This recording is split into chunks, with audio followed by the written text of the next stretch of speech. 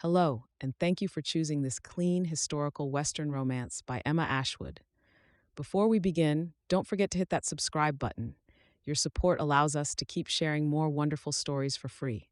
So grab a cozy spot, kick back, and let this story whisk you away to a different time and place. Enjoy. Copyright Emma Ashwood.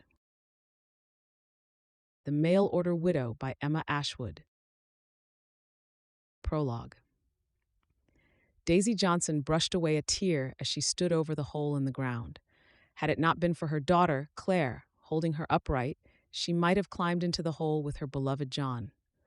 Some women dreamed of finding everlasting love, the type of love that would last decades and warm the heart on lonely nights in old age. Daisy had found that love when she was only 16 years old. Growing up in 5 Points, life on the streets had been just as hazardous as consumption. If you survived to the age of adulthood, you weren't only lucky, you were blessed. Daisy could still remember the day she had walked home from the market to their tenement apartment. Her father had worked on the docks, and her mother had taken in sewing to make ends meet, and Daisy was just starting to learn who she was. A group of thugs had cornered her. She couldn't remember their names or their faces 20 years after the fact, but she did remember the cold fear that had clutched at her heart. One had her by the arm while the other was pulling her hair. At that moment, she didn't think she or her purchases would ever make it home when suddenly the men were whipped off of her one after the other. For a moment, she didn't know what had happened until a tall man with warm brown eyes held out his hand to help her up. She didn't know his name, but she did know that she'd never felt safer or more grateful. John had walked her home, and after hearing what had happened, her parents had insisted he stay for dinner to show their gratitude. John had stayed for dinner, and Daisy had fallen in love. Over the next few months, John kept returning for dinner. After a while, Daisy realized he wasn't there for the food or her father's company. John was there for her. They had courted for over a year before they had said their vows before the preacher. The ceremony had been small, the dress borrowed from a family friend, and the meal had been humble. But it had been the happiest day of Daisy's life.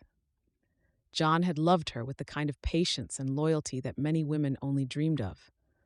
Although they weren't blessed with a house full of children, they had been blessed with Clare. Born when Daisy was 22, Clare was the light of their life. Even now, standing over John's grave, Daisy couldn't believe how her daughter had grown. Clare was not only beautiful, but patient, kind, and caring. She had become Daisy's pride. Daisy brushed away a tear and glanced at her daughter now. "We should probably go." Clare shook her head. "Take all the time you need, Mother. I can't imagine how hard it must be for you to say goodbye." Clare knew that John had been Daisy's one and only love. He had been her first love, and he would be her last. It was an accident at the docks that had claimed his life. Although the owners of the company had compensated Daisy for the loss of income, not even a year's wages could ease the pain in her shattered and bruised heart. "I don't know how to go on without him. He was everything," Daisy admitted as tears streamed down her face. For the first time in her life, she wasn't being strong for her daughter, she was leaning. She couldn't seem to imagine life without John. She was only 40 years old, but it felt as if her whole life had just come to a blinding halt. "We will, Mother. He would have wanted us to carry on. Even to be happy again," Clare offered quietly. Daisy nodded, but she didn't voice her thoughts. Clare had her whole life ahead of her. She had just turned 18 and was being courted by a handsome banker from uptown.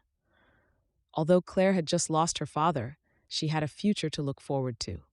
Without John, Daisy didn't know if she would ever look forward to anything again.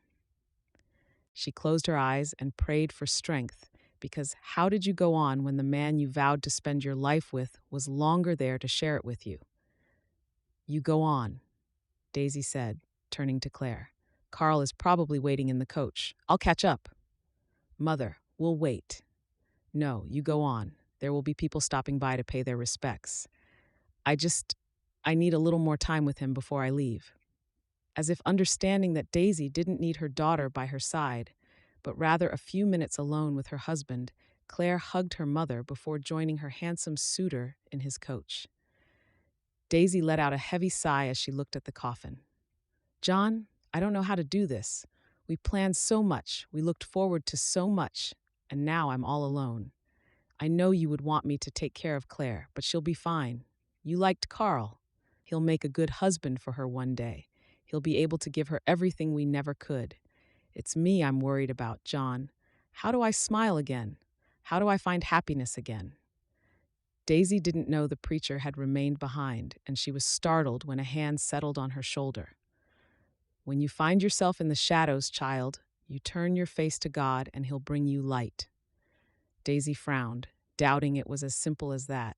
I don't think I'll ever find the light again. The preacher smiled kindly. You will. If you pray for God to give you light, He will bless you with happiness again. God's time isn't our time, but if we believe, anything is possible. Daisy shook her head and quickly brushed away a tear. Anything is possible, but He can't give me back my John. She said the words quietly, barely more than a whisper. She smiled at the preacher before she turned and started to walk home. She would pray, and she would seek that light, but you can only see the light when you turn your back on the shadows. John might be in her past, but he'd never be in the shadows. Chapter 1. Snow fluttered to the ground like promises drifting in the air before they covered the streets of New York in a white blanket. The problem was that when those beautiful promises melted, they were nothing but a muddy mess, making it impossible to cross the street without being covered in dirt and grime. Daisy stood by the door, knowing that when she returned home, she would be all alone. Her heart was lodged in her throat, but she refused to ruin the day for her daughter. Clare had been looking forward to today for the last month, ever since Carl had been appointed as a bank manager in the West over a month before. It was hard to believe all that had happened over the last 6 months.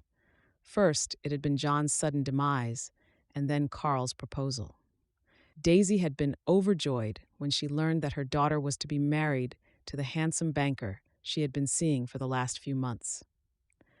Their wedding had been a tasteful affair, held in Carl's parents' home. It was a celebration of love, but it only reminded Daisy once more of what she had lost with John. She knew that Clare and Carl loved each other and would have a beautiful life together. She had just hoped for that life to be right here in New York. When they had invited Daisy to dinner in the beautiful brownstone where Carl's parents lived, Daisy should have known things were about to change. She just didn't imagine the changes would entail her daughter moving away. It was the opportunity of a lifetime, one that Daisy would never try to take away from her daughter, although it ripped her heart into tiny shreds. Carl had been offered the position of bank manager in a small town called Hope out west. For Carl, it was an impressive accolade, but also the benefits were impossible to turn down. He would be handsomely paid for opening a new bank in the mining town. The bank was paying for them to have a home built to their preference, and Clare would receive a small monthly wage for supporting her husband in his new venture. As a mother, Daisy's concerns were natural. The West wasn't yet civilized, and although there were towns and mines, she couldn't help but fear for her daughter's safety. Daisy locked the door of her tenement apartment as she made her way to the train station with Clare. Clare was babbling on about the journey and the home they planned to build, along with all the states they would see on their journey westward. All Daisy could think of was that once Clare boarded that train, she would be all alone. She had just become used to not having John at home every night when Clare had married. Having the house all to herself was more devastating than she imagined. Suddenly her thoughts were chasing her around the small room, leaving no place to hide.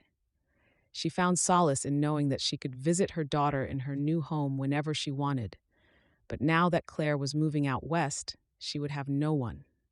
She increased her pace, wanting to savor every last minute she had with Clare before she boarded the train. The wind was blistering cold, but not as cold and lonely as her heart when she saw her daughter standing on the platform with her entire life packed into a few steam trunks. "Mother, you came," Clare called out excitedly as she rushed towards Daisy. "I can't believe this is happening." Daisy summoned a smile. Me neither. Do you have everything you need? Clare nodded eagerly. I have everything I need, and Carl was generous enough to take me shopping yesterday. He mentioned that we won't have the type of shops we have in New York, so he wanted to make sure I have new dresses and undergarments to last me for quite some time. Daisy looked at her daughter, still unable to believe she was all grown up and married. It felt like just yesterday that John had bounced her on his knee. Now John was gone and Clare was leaving. Daisy swallowed back the tears before she nodded. He's a very good man. I'm sure you'll be very happy in California. Claire's upbeat expression faded into one of despair. I feel awful for leaving you here all alone, Mother. Daisy shook her head. My darling daughter, don't you ever feel guilty for following your own dreams. I had mine, and I wouldn't have let anyone stand in their way. You're still young. You can still have dreams, Clare said with a frown. Daisy laughed. You're right. I just have to find out what they are. Happy, that's what they should be, Clare insisted. The train's whistle sounded as it pulled into the station. Daisy's heart clenched in her chest, knowing it was time to say goodbye. Take care of yourself and write to me every day. I want to know everything about California and your new home. Clare nodded. I will write, but you have to promise me you'll be happy again. That's what Father would have wanted. Daisy was about to argue when she realized Clare was right. John wouldn't have wanted her to give up on life. I'll try. Try hard, Clare insisted as she wrapped her in a bear hug. Try real hard. You deserve all the happiness in the world. Daisy didn't allow a single tear to fall as Clare walked away. Once the train had pulled out of the station and she had waved her daughter off, the flood streamed over her cheeks. She didn't know when she would ever see her daughter again, but now more than ever, she missed John's strong hand on her shoulder, offering support in his quiet way. As she walked home, she thought of her promise to Clare. Daisy thought about John and the relationship they had had. Apart from love, there had been respect, loyalty, and admiration. Although they had never been wealthy, they had always been rich in love. She stopped at a crossing and a frown furrowed her brow.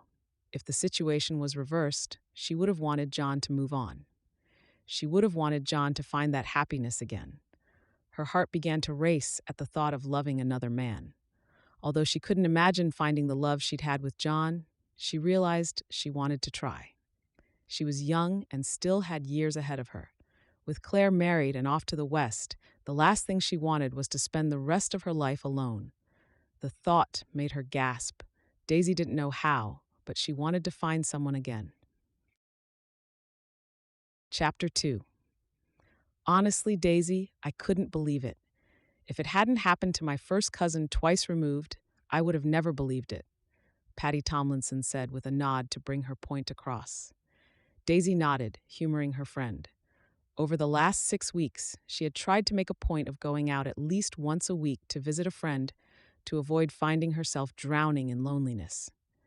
Ever since Clare had boarded the train west, Daisy had found herself sinking ever deeper into a deep, dark hole. Those first few days, she barely even got out of bed. The generous compensation she had received from the company at which John had worked only added to her burden. For the first time in her life, she wasn't counting pennies, but instead of enjoying her newfound wealth, she couldn't even summon the energy or the willpower to make her house the beautiful home she had always dreamed of. Without Clare and John there to share in the joy, she was struggling to find joy in her life at all. After 5 days of feeling sorry for herself, she had realized she couldn't let herself wane. Instead, she had to reach out. Most of her friends had tried to be there for her after John passed, but Daisy had been too consumed by grief to appreciate their efforts. Now with Clare gone, she realized it was time to appreciate the small things in life. She had invited Patty for an afternoon visit. Patty's upbeat and chatty personality always managed to lift Daisy's spirits, but it was a little harder today because she had invited Patty over to give her all of John's clothes. Daisy had no use for them, and Patty's family could do with the help. She folded a shirt and put it on the growing heap, while Patty continued. Daisy Johnson, are you hearing a single word I said? Patty asked, putting her hands on her hips. Daisy flinched guiltily. No, I'm sorry, Patty. What was it you couldn't believe? Daisy put the last item on the pile and knew that later that night she would cry about giving John's things away. But right now she had a visitor, and she was being rude not to even listen to what her friend was telling her. Patty huffed out a sigh. So Emily, my first cousin twice removed, got it into her mind that she wanted a husband. But since there are no eligible men of good repute in 5 Points to whom she wanted to hitch her wagon, she bought the Matrimonial Times. Patty gasped in shock, and Daisy frowned. The Matrimonial Times? That's right. It's a newspaper of sorts.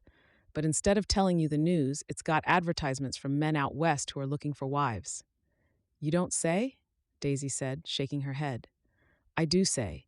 She started writing right there and then to a gentleman in Colorado. They wrote to each other for months in secret. Her mother had no idea about any of it until last week when Emily walked into the kitchen and announced she was engaged. Engaged? Daisy gasped. But isn't the man in Colorado? That's the whole point, you see. They write to each other and form a relationship, and then when both feel it's right, the bride rides out west with the mail wagon. It's preposterous. Daisy was about to agree when a small smile curved her mouth. I think it's brilliant. It's hard to find a good man these days, and if you can pick him from a catalog, why not? Has Emily left on the mail wagon yet? No, she's climbing on tomorrow. Her mother, of course, is trying everything in her power to dissuade her from going, but Emily insists she's in love. She doesn't even know the man. Can he provide for her? Daisy asked, being the logical one. Well, of course, otherwise he wouldn't have proposed, Patty said, shaking her head. He's a rancher of some kind, wealthy, it seems. Prosody rate poor. He sent the money for Emily's fare out west, along with money for essentials and traveling expenses. Sounds like a good man. Emily insists that he is, but I'm not so sure. Anyhow, how are you? Have you heard a word from Clare yet? Daisy shook her head with a heavy sigh. No, it's been 6 weeks. I guess the journey west took at least 2 weeks, and if she wrote when they arrived, I'm not sure how long it will take for the mail to reach me. Just then there was a knock at the door. Daisy stood to see who it could be. Instead of a visitor, a letter was lying at her door. Speak of the devil! She scooped up the letter and closed the door before rushing back to the table. It's a letter from Clare? Well, open it, Patty insisted. Daisy shook her head. What if it's bad news? What if she's not happy? Well, you won't know if you don't look, Patty said, grabbing the letter and tearing it open before Daisy could stop her. Daisy was about to chasten her for being rude, but when Patty's face softened into a smile, curiosity took over. What does it say? Patty sighed with a smile. I'll read it to you. Take a seat. Daisy did as she was told before Patty began reading the letter from Clare. My dearest mother, how I wish you could have joined me on our journey out west. For the first few days on the train, I could do nothing but stare out the window at the vast and beautiful landscape that is our country. From rolling hills to towering mountains and barren deserts, each with their own appeal. We made the journey in 15 days. Sometimes it was freezing, and other times you couldn't believe how scalding hot the sun could be in the desert. We arrived in hope, safe and unharmed. Carl has opened the new bank and is very pleased by the amount of business they have been doing, whereas I have been setting up our new home. Mother, I wish you could stroll with me down the thoroughfare.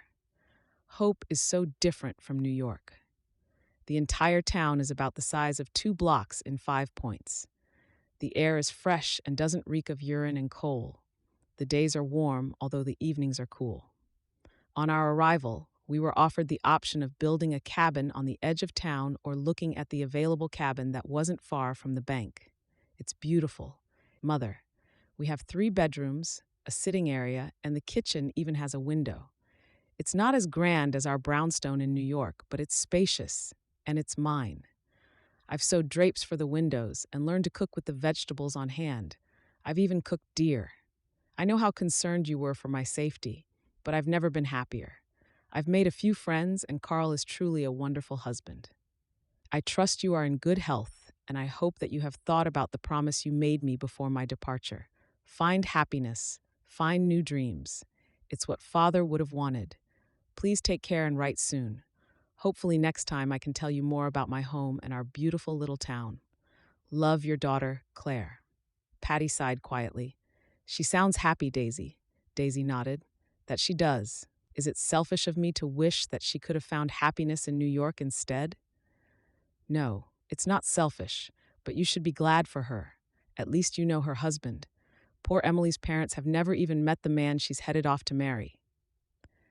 Daisy smiled and accepted the letter that Patty handed back. You're right, and I am grateful. I just miss her terribly. You're a good-looking woman, Daisy. Perhaps you should consider seeing some of the widowers in the building. I hear that Pete Hawkins is looking for a wife again. A shiver ran down Daisy's spine.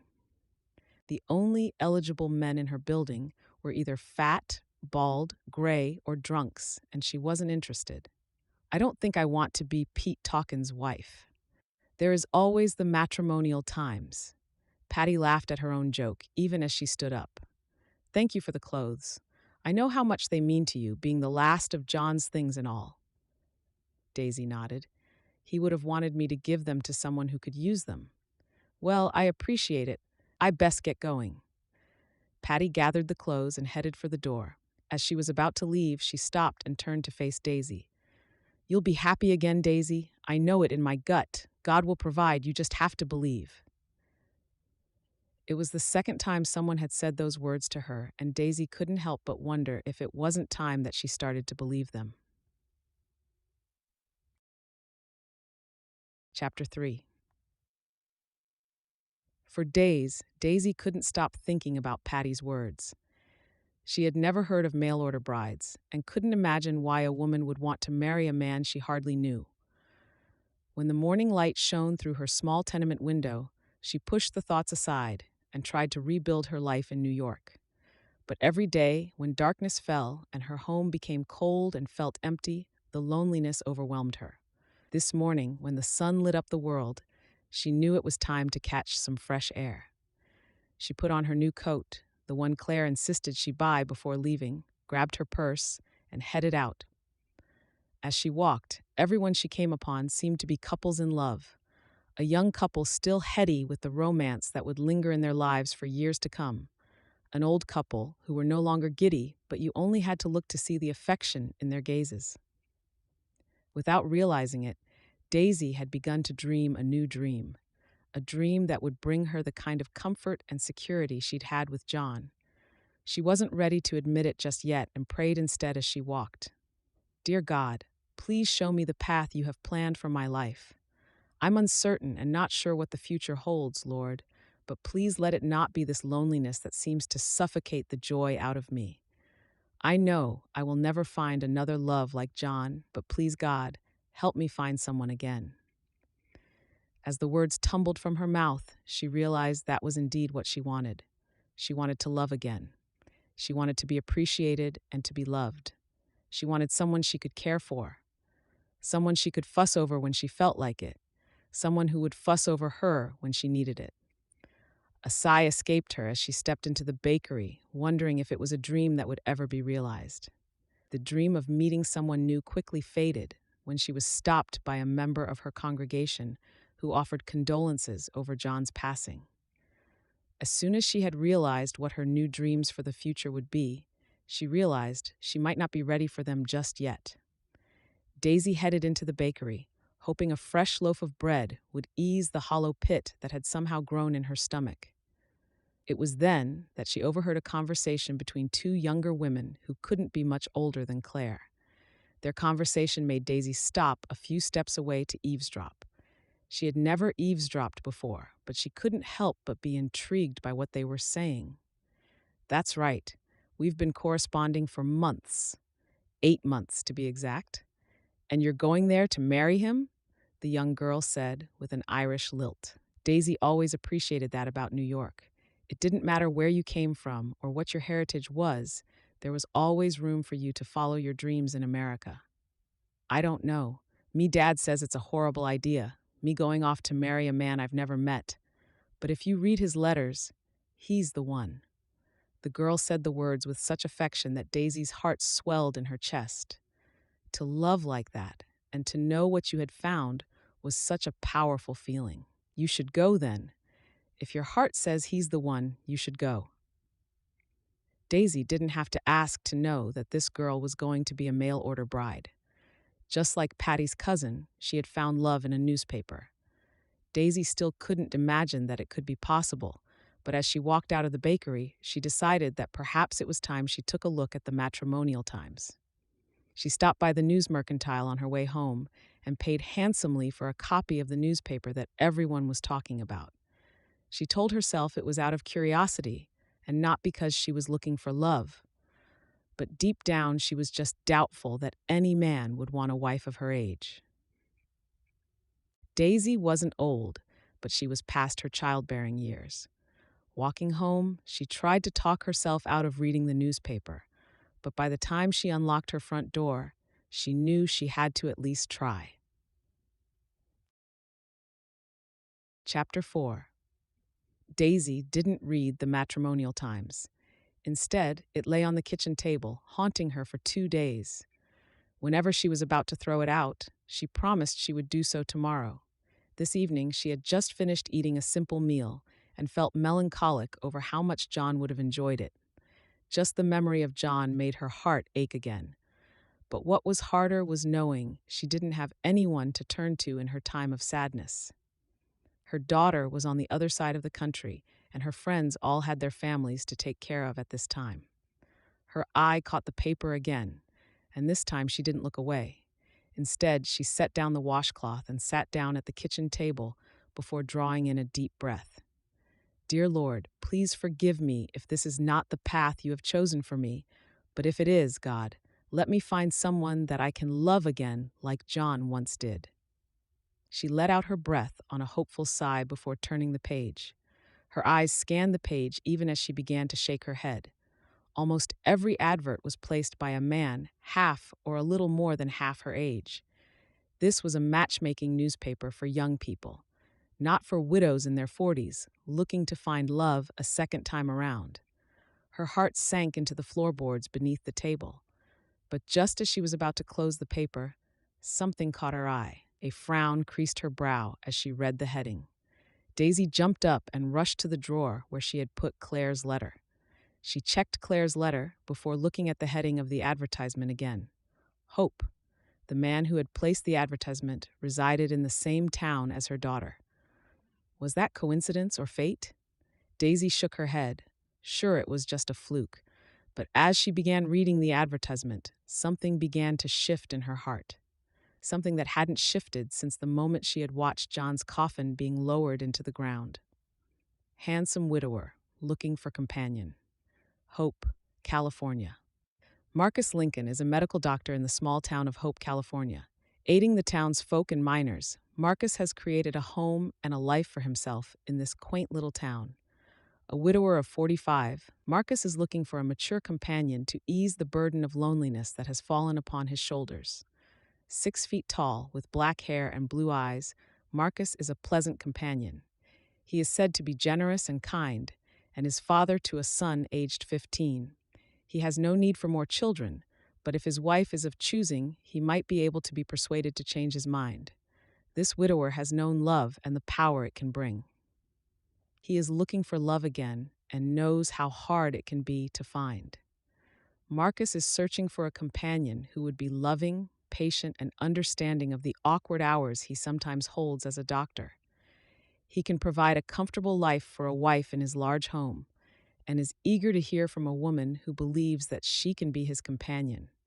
If you feel that you qualify as a mature woman of patience with a loving nature, correspond with Marcus at the address below. Daisy shook her head. It had to be fate. She was certain of it.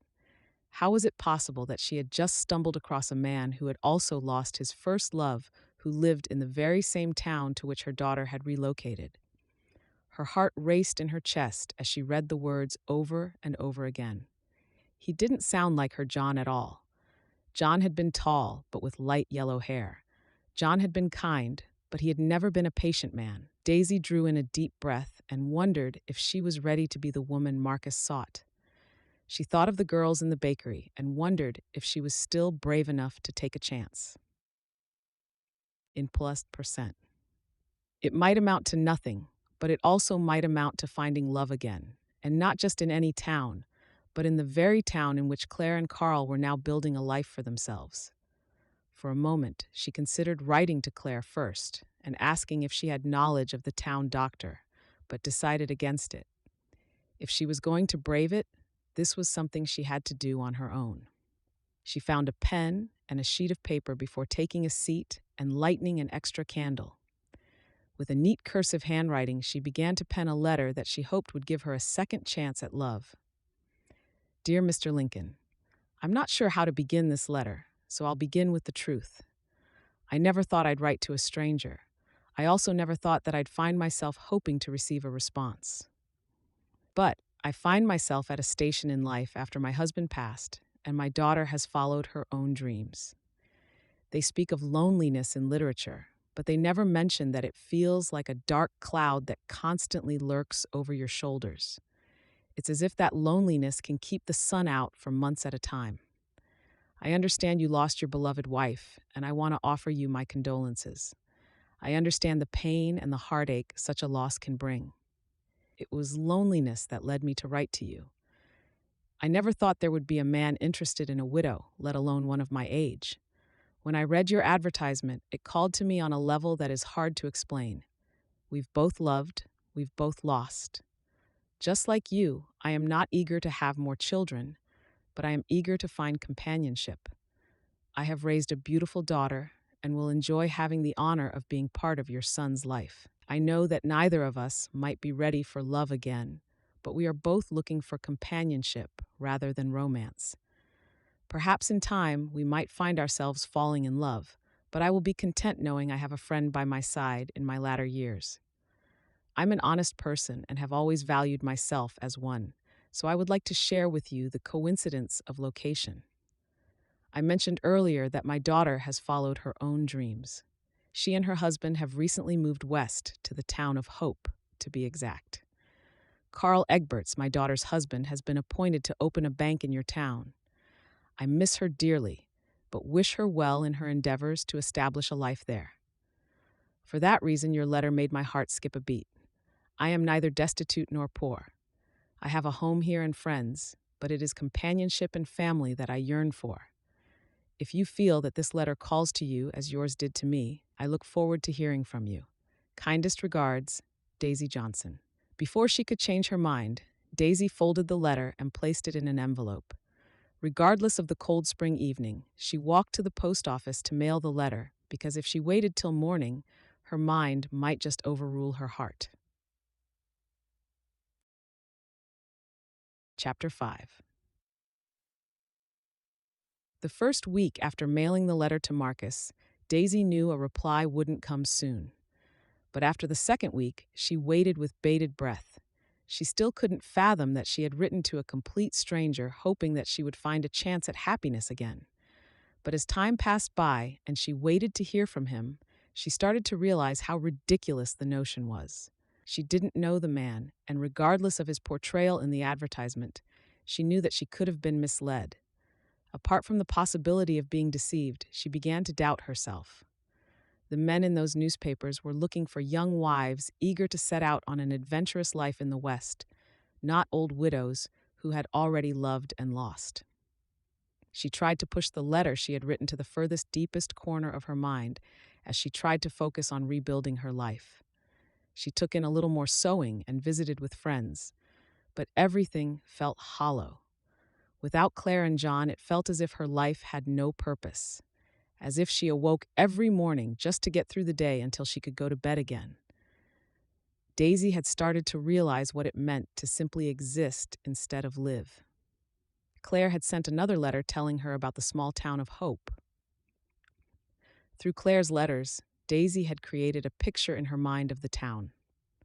She learned about the different people Clare had met and how she was making a home for herself and Carl in the West. Although she missed Clare dearly, she could sense her daughter's happiness through her letters. Clare might be far away, but her daughter was ecstatic about her new home. Daisy couldn't help but admit that she'd rather have her daughter far away and happy than close by and miserable. She just wished that Clare and Carl could have found that happiness in New York. It was a Friday afternoon, and Daisy was already dreading the weekend. Most of the dock workers received their wages on Fridays, which made for rambunctious weekends. Fights would occur. Shouting would sound through the streets, and all the while, Daisy would sit inside her tenement apartment, hoping for Monday to come. She had just delivered a repaired dress to a lady a few blocks away and was returning home when she saw the mailman stop at her door. Her heart stopped for a moment, wondering if he had brought another letter from Clare. Even as the thought occurred to her, she knew it was too soon.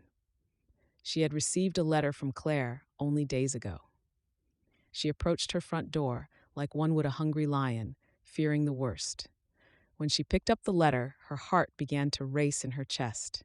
It was from the small town of Hope, but it was not Clare's neat cursive writing on the envelope.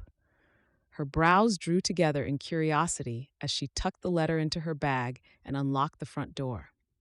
After setting her reticule down, she tore the letter open and glanced at the words on the page. She didn't know why Marcus would have written to her, especially after convincing herself over the last few weeks that he wouldn't, but she was curious to read what he had to say. My dearest Daisy, when I placed the advertisement in the Matrimonial Times, I never thought I'd receive a single reply.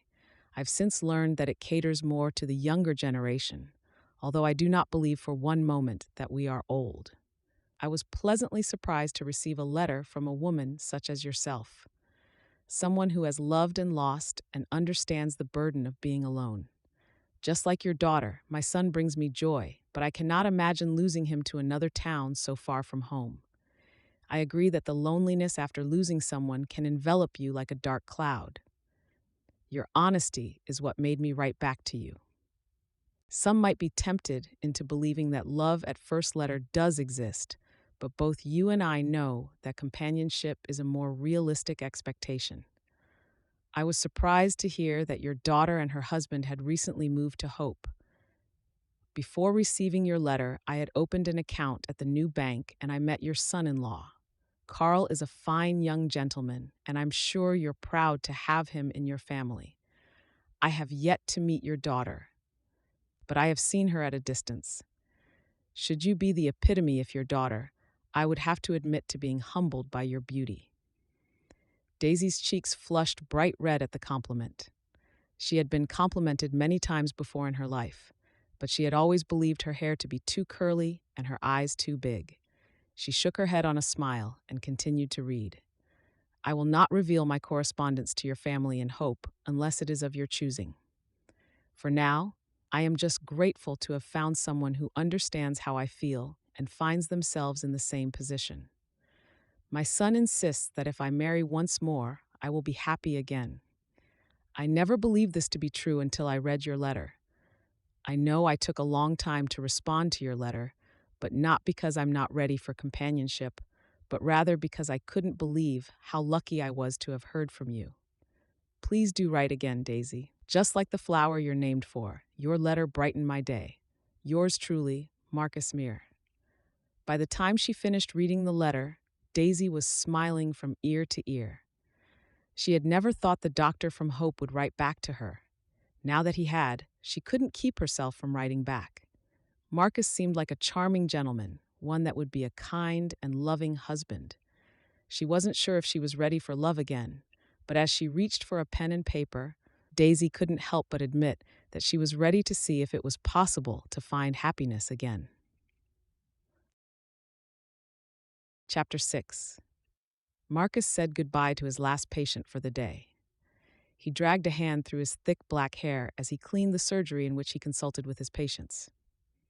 Ever since opening the surgery in Hope over 20 years before, much had changed.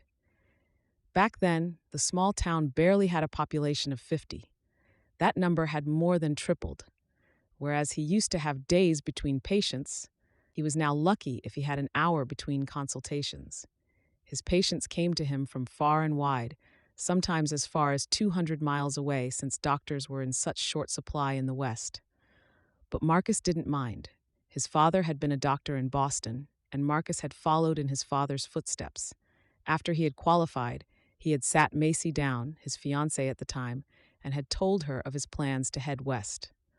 Of course, she had been terrified at first, but Marcus had told her that he felt as if he was being called there.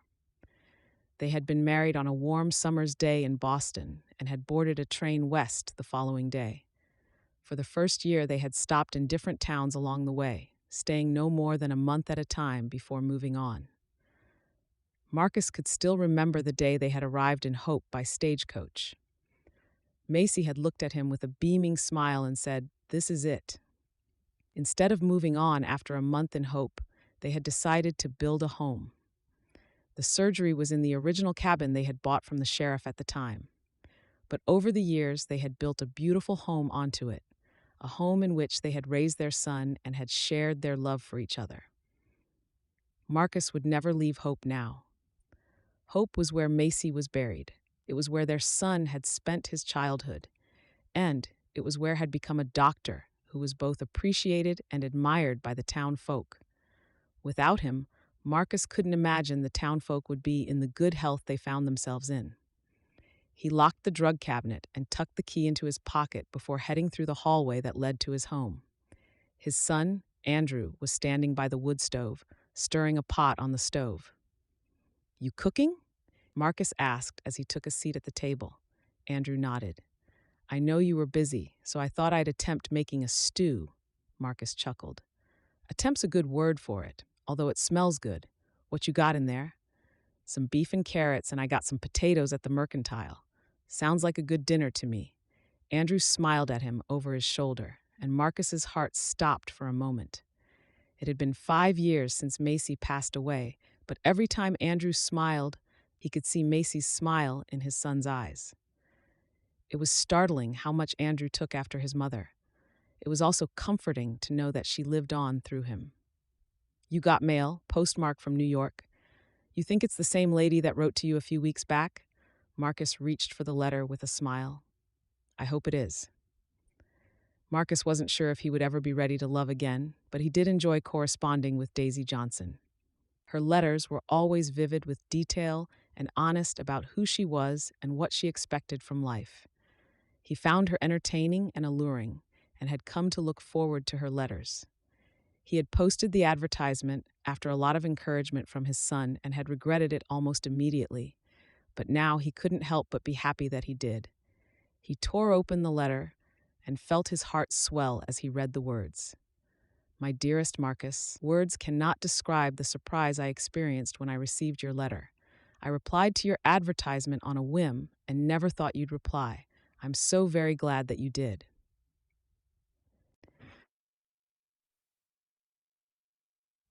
Since I know that I would love to know more about you, I thought I'd tell you a little more about myself, to get better reacquainted, I suppose. I am of average height and no longer have the figure of a young girl. I am 40 years old, and although I find a stubborn gray hair appear now and then, for the most part, my hair is the color of the leaves right before they fall. I am a good housekeeper and enjoy cooking and sewing, but I've never tried my hand at gardening, as the city doesn't allow for it. Although I make a wonderful brew of coffee, my tea is often short of expectations. I've sewed since I could remember, and to this day take in sewing for extra money. Just like, I suppose, your medical knowledge gives you the feeling of having a purpose, I feel as if I have a purpose when I can help to clothe people with functional but handsome clothes. Reading has always been one of my pleasures, although I can't tolerate poetry. It often feels to me as if it's not real, as if it's a dream. After having faced the reality of losing a loved one, I haven't had much taste for it. I still mourn for my John, but I am ready to find friendship and hopefully love again. I look forward to hearing from you, and please send my regards to your son, and thank him on my behalf for encouraging you to place the advertisement. As for my daughter, I think it's best if we keep our correspondence to ourselves until such time as I am ready to share with her that I have found a new companion. Kind regards, Daisy. Marcus shook his head on a smile. I never thought I'd find happiness again, but I think Daisy Johnson might just make your father a very happy man one day. Andrew turned to look at his father with a beaming smile. I haven't seen you this happy since Mother passed away. It's been 5 years. It's a long time to see your father without a smile. Marcus nodded. A very long time. It might be a little early to ask her to come to Hope. Andrew chuckled. A little. Why don't you write to her again? Since you're cooking, I might do just that. Marcus stood up and headed to his writing desk. He selected a clean sheet of paper and began writing to Daisy. This time he told her a little more about himself and the life he led in California. Chapter 7. The mail had become her life. Daisy kept watch for the mailman as one would the weather before a storm. Every day she would wait for the mailman, hoping for news from Hope. When she wasn't receiving a letter from Clare telling her about her life there, she would receive a letter from Marcus. Through their correspondence, Daisy had come to know Marcus as a man of few words. He didn't write lengthy letters to draw her into his world, but his letters were short and filled with wit and tidbits about his life. The longer they corresponded, the more she learned about the demands of being a doctor in a small town.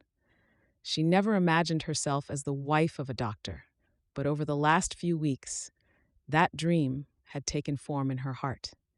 She wasn't naive enough to believe that she would have with Marcus what she once had with John, but she was hopeful that they could have a different kind of relationship, one where love would grow over time, a relationship built on mutual understanding and respect.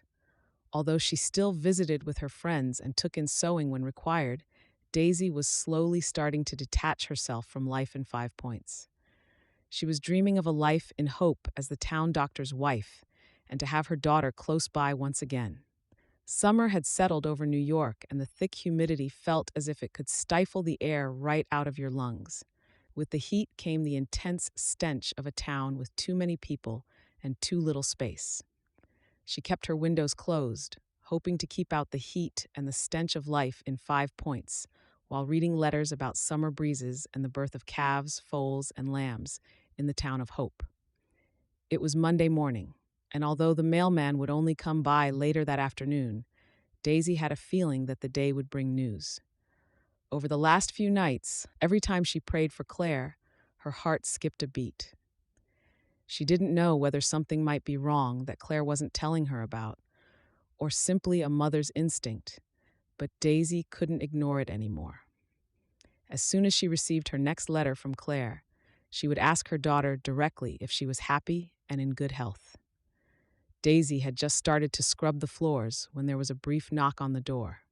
She glanced up, expecting Patty to have come for a visit when she saw the mailman making his way to the next house. She dropped the scrubbing brush into the bucket and rushed towards the front door.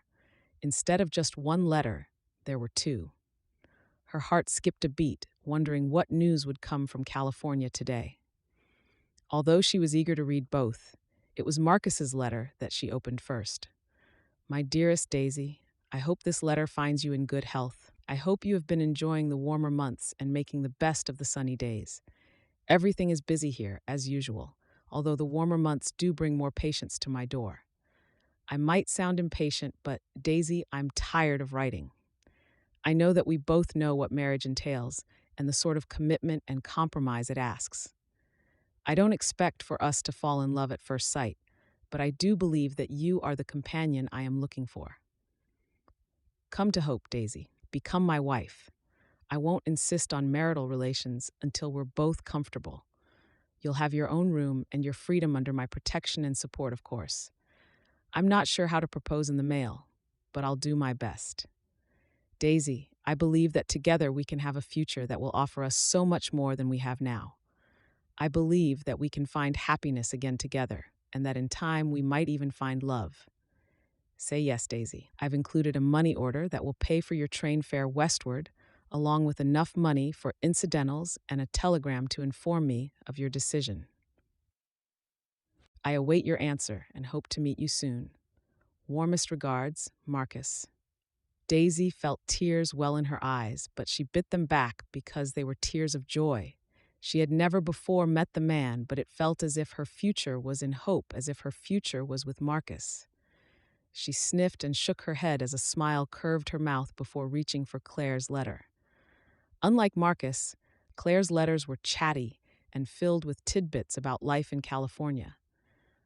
With a happy heart, She opened her daughter's letter and began to read. She learned about the summer and how the heat had brought more people to the town. She learned about the flowers blooming in the window boxes in front of Claire's home and how Carl had been praised by his employer in New York for the diligent work in hope. But her breath suddenly caught on a few sentences, making her heart race in her chest. She closed her eyes and shook her head as she read the paragraph. I've been feeling a little under the weather for the last few weeks.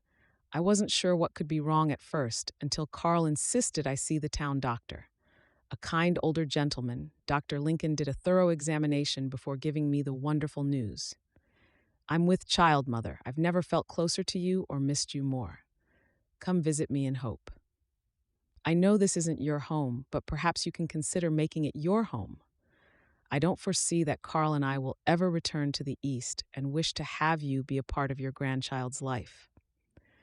Daisy shook her head, unable to stop the laughter that bubbled from her throat. Marcus's letter was dated a week before Claire's, which could only mean one thing. He didn't know of Claire's state of health before proposing. If he had, she might have thought his proposal had come out of sympathy. But sitting with the two letters before her, she knew with all her heart what she wanted to do. She was ready to find her future in hope, with her daughter and with Marcus. The scrubbing of floors was long forgotten, as she grabbed her purse and coat and headed to the telegram office. Once she had sent a telegram to Marcus, she stopped by Patty's home to share her exciting news.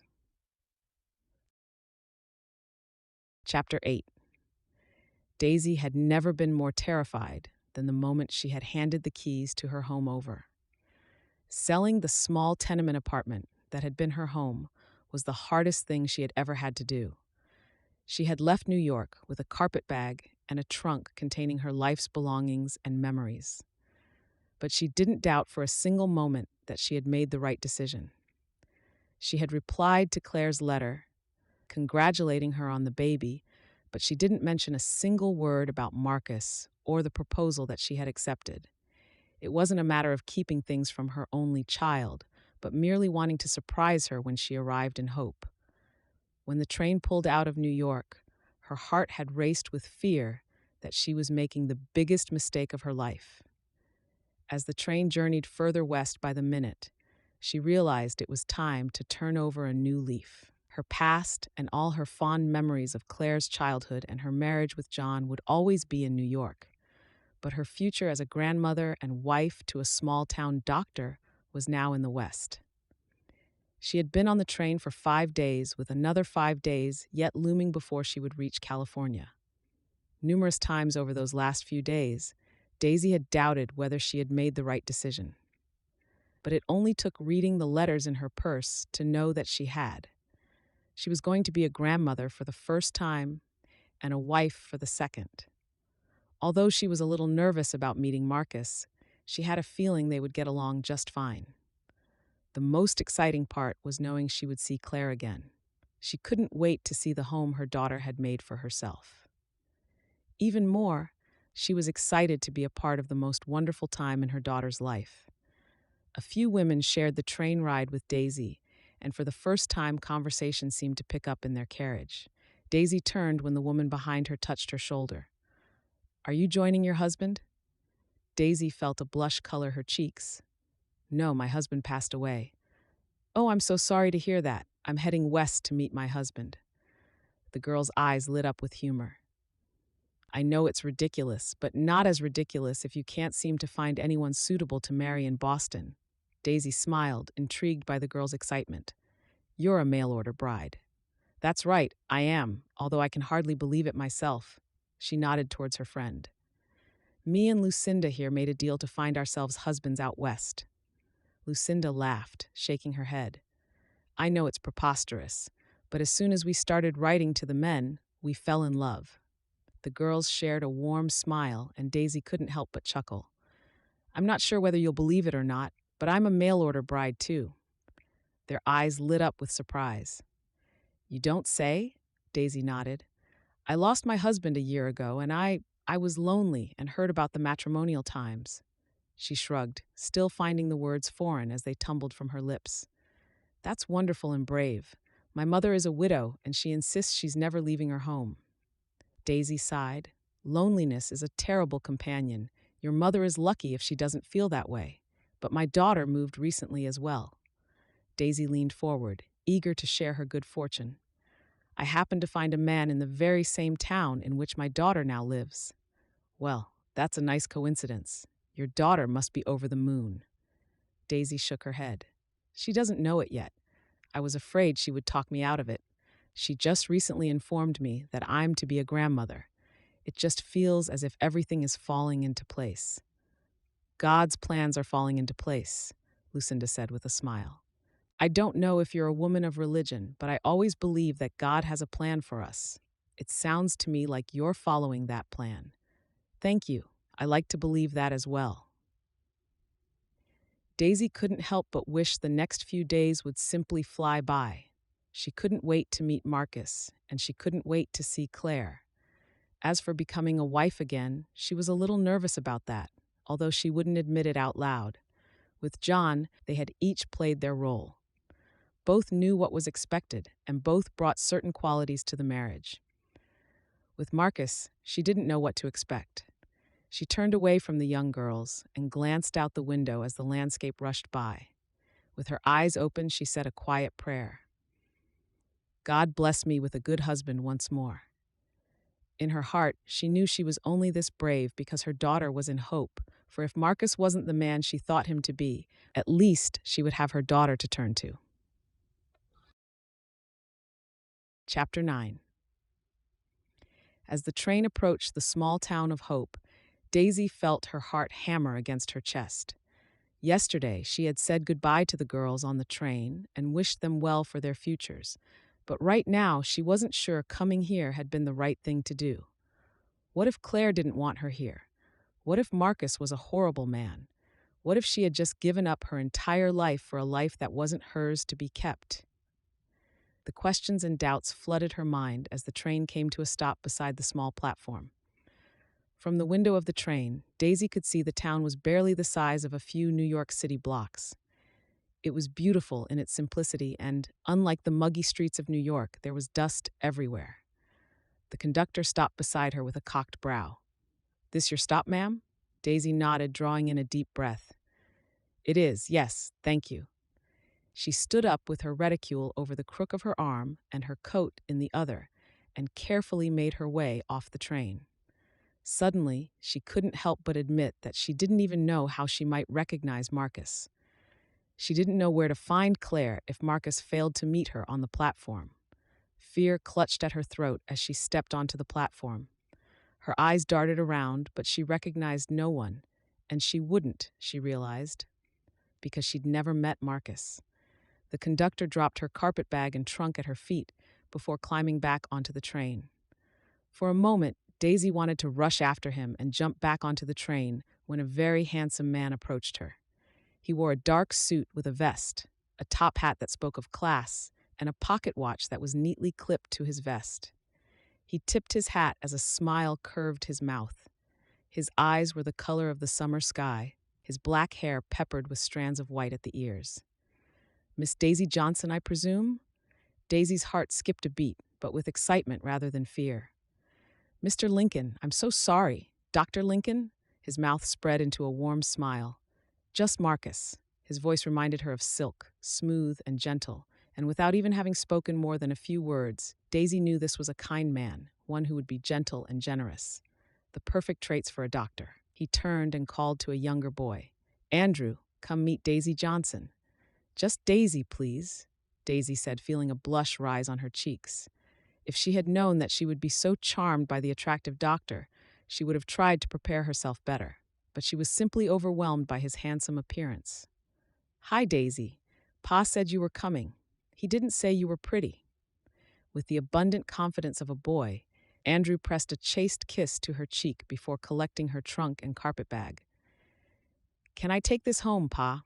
Marcus nodded. "Thank you, Andrew. We'll follow you." Without asking, Marcus slipped his hand through the crook of Daisy's elbow to escort her. It was such a gentlemanly gesture that it completely caught her off guard. She smiled up at him and felt her heart flutter when he returned the smile. I spoke with the preacher this morning. He said if you're favorable, he could marry us this afternoon. Daisy nodded, feeling a little flustered. She had known that they would be married on the day of her arrival, but suddenly the thought of making vows to another man made her feel sad. Marcus stopped and searched her gaze. I know how overwhelming all of this must be. It is for me too, but I still believe we're doing the right thing.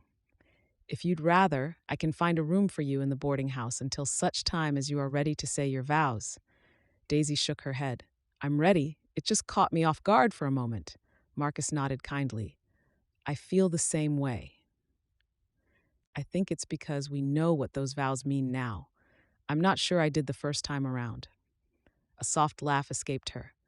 You're right, we didn't. I'd like to have the ceremony this afternoon. Do you think I might see Clare first? She doesn't know I was coming. I would like to surprise her. Marcus smiled. Of course. He searched her eyes for a moment. I met her. Daisy smiled. She told me about the baby. I want you to know that's not the only reason I came. Marcus sighed, relieved. Then I'm glad to hear that. Would you like to freshen up first? Thank you. They walked down the thoroughfare, and when they reached the sign that said surgery, Daisy couldn't help but feel a little flustered. It was one thing to know you were corresponding with a doctor. It was another to realize that your home would be the town surgery. The house is through the back, Marcus explained as he opened the door for her. Daisy wasn't sure what she expected, but after walking through the small surgery in the front, the building opened up into a large living space. The kitchen had windows overlooking the mountains in the distance.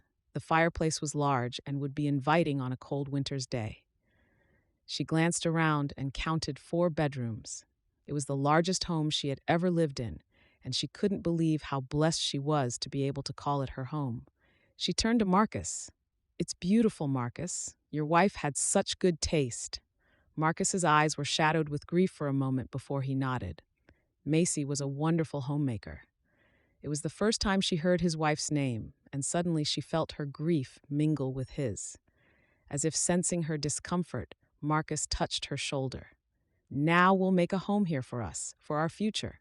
Daisy nodded. I hope so. He showed her to one of the rooms, and she was surprised to find it extremely neat and very clean. Marcus chuckled softly. Andrew might have been a little excited to know you were coming. He's been scrubbing this room down for days. I appreciate it, Daisy said with a smile as she glanced around the room. The bedspread was beautiful in its simplicity, and without even touching it, Daisy could see that it was new. A wash basin and jug stood in the corner on a stand, also new without a doubt. Such fine things she had never before owned in her life, and she wondered if she was worthy of such a generous man. If you need anything, Daisy, please just ask, Marcus said. We can leave for Clare's as soon as you're ready. I know where their home is. Daisy nodded gratefully. As soon as the door closed behind Marcus, she did a little twirl in the room. When she had imagined coming to the West to marry a man she hadn't ever met before, she never imagined he would be this wealthy or kind. She closed her eyes with a smile. Thank you, dear Lord. Thank you. After a quick wash and a change of clothes, she found Marcus waiting for her in the sitting area. His eyes warmed at the sight of her. Your beauty is beguiling. A blush covered her cheeks at the compliment. I'm not a young girl anymore, Marcus. Marcus shrugged with a smile. I'm not a young man anymore. They shared a look promising of the future and everything it might hold before Marcus glanced towards the door. Shall we go and surprise your daughter? Yes, let's, Daisy laughed. Marcus again escorted her with a hand through the crook of her elbow as they walked through the small town. He showed Daisy places of interest like the sheriff's office, the mercantile, and the post office before turning into a side road. Up ahead, she could see the bank that Carl had opened, and her heart swelled with pride. When they reached Clare's home, Marcus stopped to give Daisy a minute to compose her thoughts. It was a beautiful cabin, and just as Clare had said in her letters, flowers bloomed in the flower boxes on the porch. Her daughter had truly made a home here, she realized as she turned to Marcus. Together, they walked onto the porch before stopping at the door. Marcus knocked twice and smiled at Daisy as they waited for Clare to open the door. When the door slid open, Daisy couldn't stop the smile that spread on her face when she laid eyes on her daughter. Clare was glowing with health and happiness, even as her eyes widened with surprise. "Mother?" Daisy laughed. "Surprise!" Clare shook her head, clearly confused. "What are you doing here?" Marcus smiled at Daisy before turning to Clare. "Making the town doctor a very lucky man, Roth. Your mother and I have been corresponding for months, and she's finally agreed to be my bride." Daisy would have preferred to break the news to Clare herself, but suddenly she was grateful that Marcus had said the words first. "You're marrying Dr. Lincoln?" Daisy nodded on a smile. "This afternoon." "But how? When? Why?" Clare's joy at finding her mother on her doorstep was quickly overshadowed by doubts and concerns. Knowing that Marcus didn't need to be a party to the doubts, Daisy turned to him. "Marcus, why don't you head on home? I'll be by in an hour, and then we can go to the preacher." Marcus searched her gaze. "Are you sure? I can stay." "It's fine, Marcus. I'll see you in an hour. I'm sure Clare can escort me back to the surgery." Clare shrugged, and Marcus nodded. As Marcus walked away, Daisy turned to her daughter. "How about a cup of coffee?" Chapter 10. "Of course. Where are my manners? Come inside, Mother." Clare opened the door wider, and Daisy stepped inside. The house smelled of lavender and wildflowers. The sun cheerfully shone in through the windows, making the living area warm and welcoming. "You have made a beautiful home here, Clare." Clare nodded as she walked to the kitchen and began to fuss with the coffee pot. Daisy had known her daughter would have reservations, and she now knew why she had been hesitant to tell Clare. She was afraid Clare's doubts would have stopped her from coming. She walked towards her daughter and laid a hand on her shoulder. "I know you're concerned and overwhelmed, and I'll explain everything in a minute. Just tell me this. Are you happy I'm here?" Clare turned to her with tears shining in her eyes. No surprise could have been better. Her daughter's hand wrapped around her neck, and for a moment, Daisy just held on.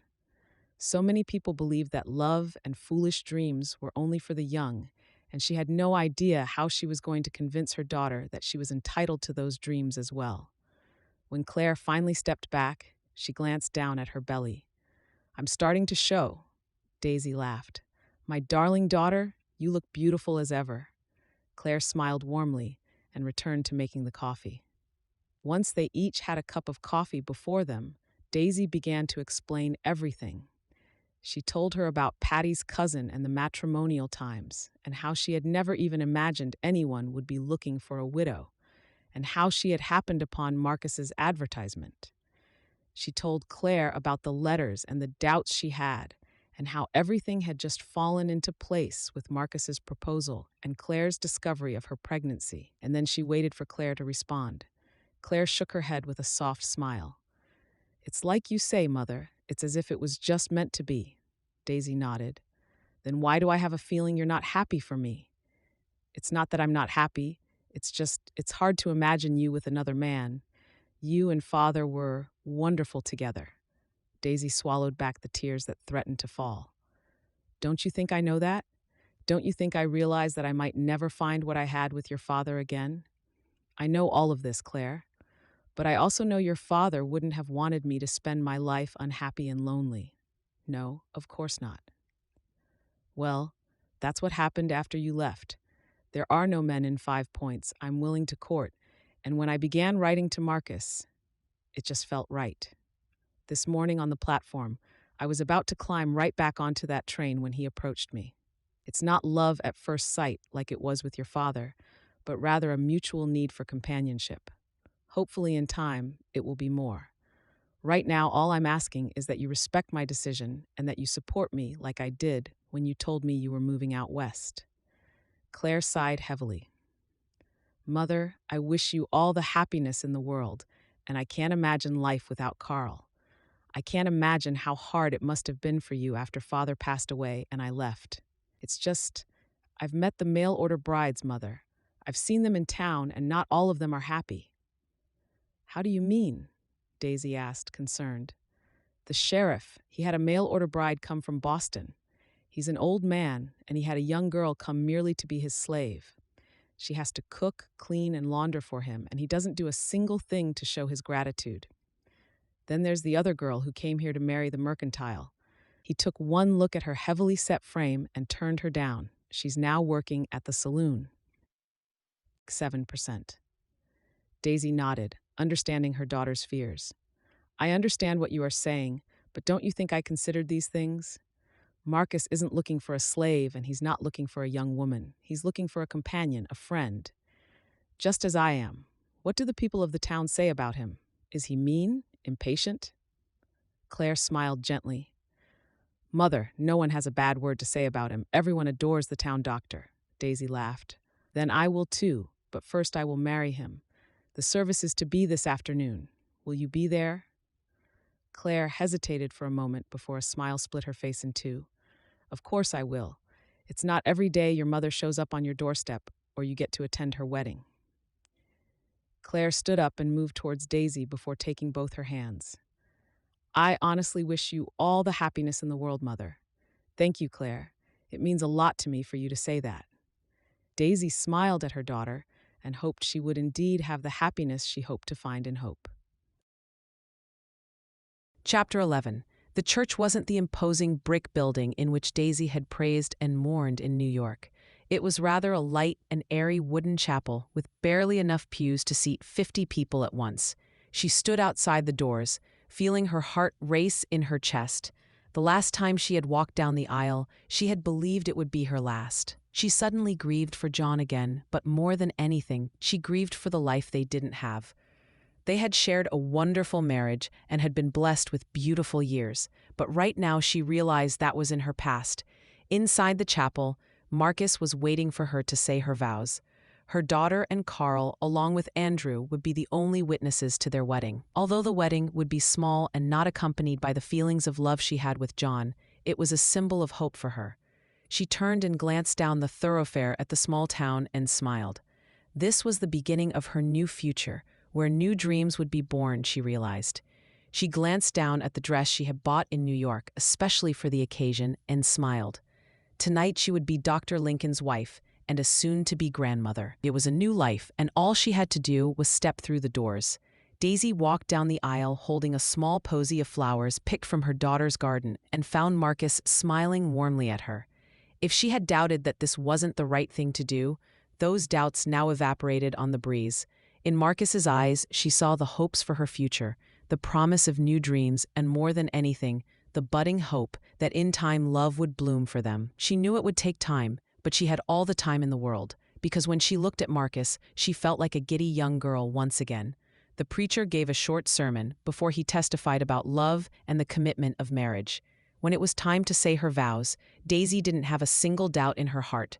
She vowed to love, cherish, and obey Marcus for the rest of her life, and when Marcus promised to do the same, it was as if her world tilted upright again. He didn't kiss her when they were pronounced man and wife, but he did reach for her hand and smile as he squeezed it warmly. They were invited to dinner at Carl and Clare's home, and laughter filled the air as they became better acquainted. When it was finally time to head home, Andrew rushed ahead to deal with a few chores before they arrived. Marcus slipped his hand into hers as they walked away from Clare's home. Care for an evening stroll down the thoroughfare? Daisy smiled. I'd like that very much. Can I admit that I wasn't sure you would come? Marcus asked after a while. Daisy nodded. Can I admit that I had doubts a few times on the train journey here? Marcus chuckled softly as he stopped and turned to her beneath the moonlight. With a tender touch, he brushed a stray strand of hair from her forehead.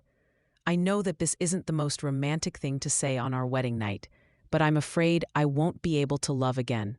Daisy's heart clenched in her chest, not because she regretted marrying him, but because she had the same fear. I know, me too. Marcus nodded, relieved. Can we agree to be friends and companions until that changes? Relief washed over her. I'd like that very much. They continued to walk, and as they did, he showed her a few places and talked about the townfolk. By the time they arrived home, Andrew was already asleep. Marcus walked her to her bedroom door and smiled down into her face. I look forward to what the future might bring, Daisy. My life already feels more whole just by having you here. Daisy nodded. Me too. Sleep well, Marcus. Marcus smiled before he turned and disappeared into his room. For a moment, Daisy stood in the quiet house and thanked the Lord for the blessings he had brought her. He had blessed her with a kind and patient husband, and he had brought her to the town which her daughter had made home. In the quiet house, she realized for the first time that she wasn't just looking for companionship with Marcus. Secretly, she was hoping for the all-consuming love she had shared with John. Chapter 12. During the first week after her arrival in Hope, Daisy was struggling to find a new routine. She cooked, cleaned, and tried to make Marcus's house feel like her home. But it was hard because everything that surrounded her had belonged to his wife. After doing the laundry for the first time, she noticed that Marcus and Andrew's clothes needed quite a bit of mending. She set the items aside to sew when she had time, but secretly couldn't help but wonder why Marcus seemed to spend so little time with her. Andrew was only 15 years old, but he already helped at the mercantile store, unpacking deliveries. Some days he only worked a few hours, and on other days he would be gone until dinner. Every morning Marcus would join her for a cup of coffee before he headed to the surgery. It was where he spent most of his time. When he wasn't helping patients, he was either reading medical journals or doing research about something he'd never encountered before. When he finally returned home in the evenings, Daisy could see the weariness in his gaze. She didn't take it personally when he didn't talk to her because she knew he was tired. But after a week, she began wondering if he wasn't simply avoiding her. This morning she had just finished cleaning the house when she heard Marcus tell someone to wait outside. A frown creased her brow as she collected the items she needed to mend. She could hear a few voices inside the surgery, but it was when she heard a woman ask for some privacy that she finally decided to go into the surgery for the first time. She quietly entered from the back and could see a woman making herself presentable behind a privacy curtain when she heard Marcus's voice. "I told you to wait outside. I'm with a patient at the moment, and if it was you, you would have wanted a little privacy." "I don't mind no privacy, Doc. I just need to ask you something," the man grumbled. Marcus kept his voice low. "And I'll answer you if you wait outside as all the other people do." The man began to shuffle, and for the first time, Daisy realized that Marcus had a temper. He was holding it back, but she couldn't blame him. This man wanted his full attention with complete disregard for the other patients. She stepped forward, hoping she wasn't overstepping some boundary, and touched Marcus's arm. "Marcus, dear, why don't you finish with your patient and I'll assist this gentleman in making his appointment." Marcus turned to her with a baffled look before a slow smile curved his mouth. "That would be wonderful. Thank you, dear. Pete, have you met my wife, Mrs. Lincoln?" Pete looked as if he had just been slapped with a piece of meat. He shook his head. "Why, Doc? I didn't know you were married again." Daisy stepped forward and slipped her hand through Pete's elbow. "I'll tell you all about it while we make that appointment." Daisy had to think on her feet, but luckily she found a pen and a sheet of paper and made an appointment for Pete in a couple of hours. By the time she was done, the patient Marcus had been seeing thanked him before she left the surgery. Marcus turned to Daisy. "Thank you, that wasn't necessary, but I appreciate it. People can get impatient around here sometimes."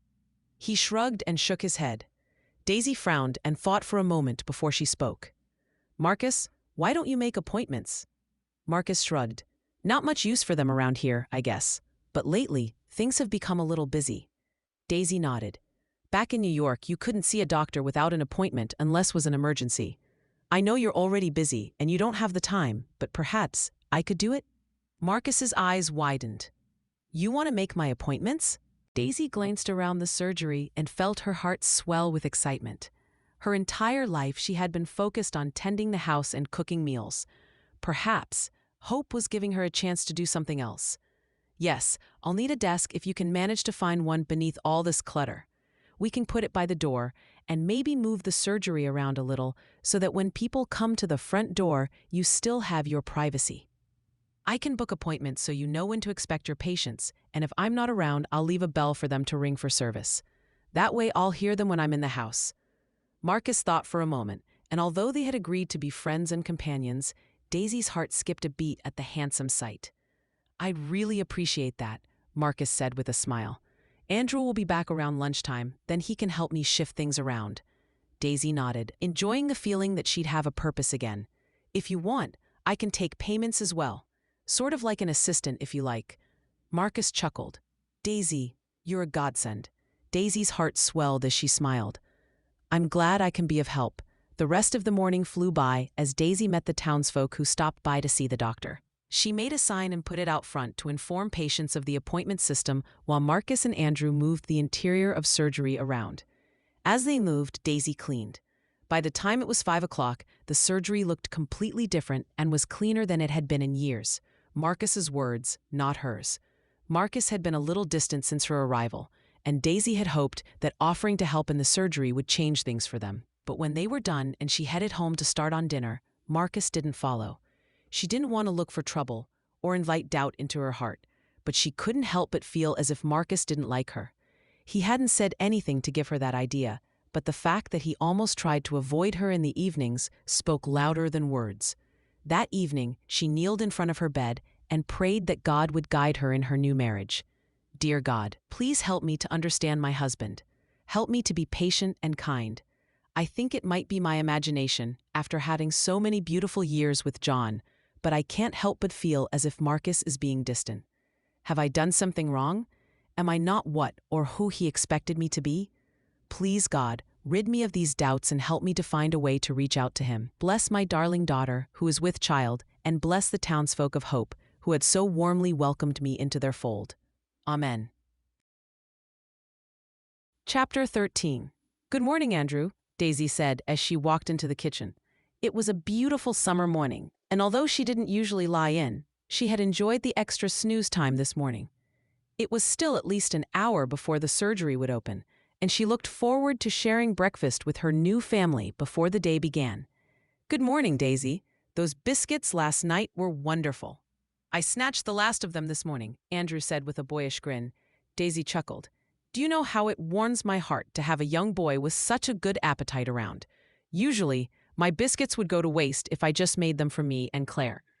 Andrew walked over and gave her a hug with one arm. "I'll never let your food go to waste." It was such an expected gesture that it brought a smile to Daisy's face. She hadn't been sure how Marcus's son would take to having a woman in the house again, but it seemed Andrew was happier to have her around than her husband. "Where's your father?" Daisy asked. Usually, Marcus would have breakfast with his son before he started on the day's patients. Andrew shrugged, muttered something about going to a ranch to see a patient today. "Didn't he tell you?" Daisy couldn't help but be offended. For the last week, she had helped him in the surgery diligently every day, and he couldn't even be bothered to tell her when he wasn't going to be there. She kept her smile in place, not wanting Andrew to pick up on how much she was affected by his father's inconsiderate actions. "Then I think I'll go visit with Clare today." "You're going to be a grandmother." Andrew laughed. "What will that make me? An uncle?" Daisy smiled. Andrew had a charm about him that she knew would make the girl swoon in a couple of years. "Yes, Uncle Andrew." He laughed as he headed out the door for his shift at the mercantile, leaving Daisy all alone in the home that didn't yet feel like hers. She glanced around, and everywhere she looked were touches of Macy. The curtains, the trinkets over the fireplace, even the set of cups she had brought west with her. Tears burned her eyes as she realized she felt like an intruder, as if she was trying to live someone else's life. She wanted to find love again, but she had never thought that she would find herself trying to fit into another woman's shoes. A sigh escaped her, wondering if that wasn't the problem. Was she expecting Marcus to do the same? She had spoken of John a few times, but she had never expected Marcus to be like John at all. They were completely different men. And this wasn't John's house. She skipped breakfast and decided to finish up and head out to see Clare. Maybe a little fresh air would help to clear her mind. When she arrived at Clare's house, it was apparently the perfect time. She found her daughter sitting on the porch with a tiny swatch of fabric on her lap. "You came as if you were sent. I was just about to give up and just ask you to do this." Daisy stepped onto the porch and inspected the swatch of fabric. Her heart simply melted as she met her daughter's gaze. "You're making clothes for the baby?" Clare huffed impatiently. "I was trying. Honestly, I don't know how you make it seem so easy when I can hardly get 2 stitches to look the same." "Practice," Daisy said easily, before taking a seat. She reached for the piece of fabric and began to untangle the knots of thread before starting over. "How about you make us some tea?" while Clare headed inside to put on a pot. Daisy found solace in doing what she loved and knew. "I can make the baby's clothes, Clare. You don't need to struggle. You should rest now. Once that little one comes, there won't be much time for rest." Clare sighed. "I knew you would. I wanted to try and make something myself." "Why don't you make a blanket? You've always been clever at those." Claire's eyes lit up. "Perhaps I should. Is the surgery closed today?" Clare asked curiously. Daisy shrugged. "Marcus went to see a patient out of town." "Mom?" Clare asked, carefully picking up her mother's sadness. Daisy sighed and shook her head, the needle poised over the fabric. "I just don't know if coming here was the right thing to do. He's such a kind man, and he's truly tried to make me feel welcome. Mother, he wasn't mean to you, was he?" "I'll have Carl have a word with him," Clare said before she could finish. Daisy smiled. "Carl doesn't need to do anything. Marcus hasn't done anything. It's as if he's distant. In the surgery, we can work together all day, but when we're home, it feels as if he's avoiding me. Maybe you were right. Maybe this wasn't a good idea." "Oh, Mother, I'm so sorry to hear you're not happy," Clare empathized. "I am happy. That's the problem. Don't you see? I like Marcus, and I think in time I'll grow to love him. But I don't think he's happy about having me around. He's not angry or mean or anything, just distant. You said he lost his wife as well?" "Yes, 5 years ago. So this isn't easy for either of you. I can't imagine losing Carl and having to start over again. When Father passed, we each dealt with our grief in our own way. Perhaps Marcus is still grieving." Daisy considered her daughter's words and nodded. "Perhaps you're right. I'm still grieving as well, but I know your father would have wanted me to be happy again. Can I tell you a secret?" "Of course." "It feels like I stepped into her house. I'm afraid to move or change anything." "Maybe you should talk to Marcus about it. It's your home now too, and you should feel comfortable enough to change things if you want." "Yes, perhaps a good, honest conversation is all that's needed," Daisy said with a hopeful smile, although she wasn't sure if that was ever going to happen if Marcus kept avoiding her. Chapter 14. Daisy quickly learned that time flew when you were busy. Her days were filled with sewing for the baby and making appointments at the surgery, while also doing the general housekeeping chores. When September came and Clare was 7 months pregnant, Daisy still hadn't managed to gather the courage to talk to Marcus. While Marcus was trying to avoid her and keep conversation light at all times, Daisy had fallen in love with her new husband. The way he worked with his patients, the way he was with his son, and the kindness in his handsome smile had won her over. She just wished she could have won him over as well. Clare had enough on her plate, and Daisy didn't broach the subject with her again. But as time passed, Daisy had started to believe that Marcus simply didn't find her attractive. That had to be the problem. Whenever she looked at him, her heart raced and her mind began to spin, but it seemed as if he simply didn't feel the same. She had tried to be charming, cook his favorite foods, and even gave her best every day at the surgery, but it seemed nothing she did was enough for the man she now called her husband. Many days she would miss the wonderful relationship she'd had with John. They could understand each other with a single look, and she had hoped for the same kind of relationship with Marcus. But it seemed that was never going to happen. Her prayers were filled with requests for guidance and patience, but it seemed even God had become distant with her since her arrival in Hope. Daisy had known it would take time for her and Marcus to have the relationship that a husband and wife shared, but she had never thought she would be living in his home for almost 2 months and not learn a single thing about him. Although she wasn't happy, she knew she would never go back to New York. This was where her home was now, where her daughter was, and although her husband didn't love her, she would be content in knowing she was safe and close to Clare. She had made a hearty beef stew for supper and was just serving the meal when she heard Marcus come in from the surgery after seeing his last patient for the day. Andrew was spending the night with a friend, meaning he wouldn't be there to keep the dinner conversation going. Daisy set the plates on the table and took a seat before smiling at her husband. "Would you say grace?" Marcus closed his eyes. "Bless the hands that prepared this meal and help it nourish our bodies. Amen." When he began to eat without even talking to her, Daisy tried to push the doubts and heartache to the back of her mind. She pushed the food around her plate and finally couldn't take the silence anymore. "Are you tired this evening?" Marcus looked at her with a confused expression. No. He didn't elaborate or even try to talk to her, focusing rather on his food. Daisy sat through the entire meal until she finally could take it no more. She felt the tears begin to burn her eyes and knew she had to get away. "I can't do this anymore. I'm sorry." She stood up and walked out of the house. She made her way to the porch and took a seat on an old rocking chair, where she allowed the tears to fall. Her heart was aching. Her soul felt hollow, and for the first time, she wished she had never married Marcus. She had tried to convince herself that friendship would be enough, but she needed more. She needed more because she had fallen in love with him, and he didn't feel the same way.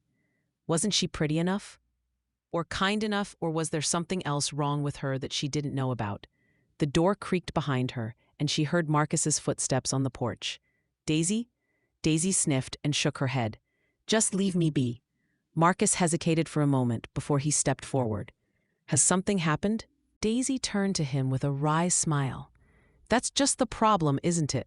Nothing has happened. I've been here for almost 2 months and you barely talk to me. Why is it you wanted a wife at all if you don't even bother to get to know me?" Marcus' blue eyes were shadowed with guilt as a sigh escaped him. "I'm sorry, Never mind, Marcus. You're just going to walk away like you always do when I try to get to know you. If you needed an assistant and a housekeeper, you should have said that in your advertisement. But don't worry, I realize now you never wanted more." "That's not true," Marcus insisted. Daisy hadn't wanted to broach the subject, but now that he had, she couldn't hold her silence for another moment. "Really, Marcus, you invite me to marry you and to make Hope my home, but I'm living another woman's life. I feel too afraid to even move the furniture because that's how she left it. My husband only passed away last year, but I never expected you to be him. I can't be her." "I don't want you to be," Marcus admitted quietly. "Really? Are you sure? Because in the 2 months since my arrival, you've done nothing but greet me and thank me." Daisy couldn't stop the tears that now streamed over her cheeks. "Do you know how hard it is to spend almost every day with you in the surgery, knowing that I've fallen in love you and you barely even notice I'm there? Then we come home and you don't even talk to me. I can't do this anymore. Marcus let out a sigh as he took a seat. "I didn't realize that is how I came across. I also didn't know about your affections towards me." Daisy shook her head. "That's the problem. You just don't see me." Chapter 15. Marcus searched Daisy's green eyes and couldn't stop the guilt that rushed over him. He had hoped this day would never come, but it was time he faced the demons he hadn't managed to bury for 5 years. The woman before him had given up her life in New York to try and build a new life with him, and yet he had done nothing to try to build a relationship with her.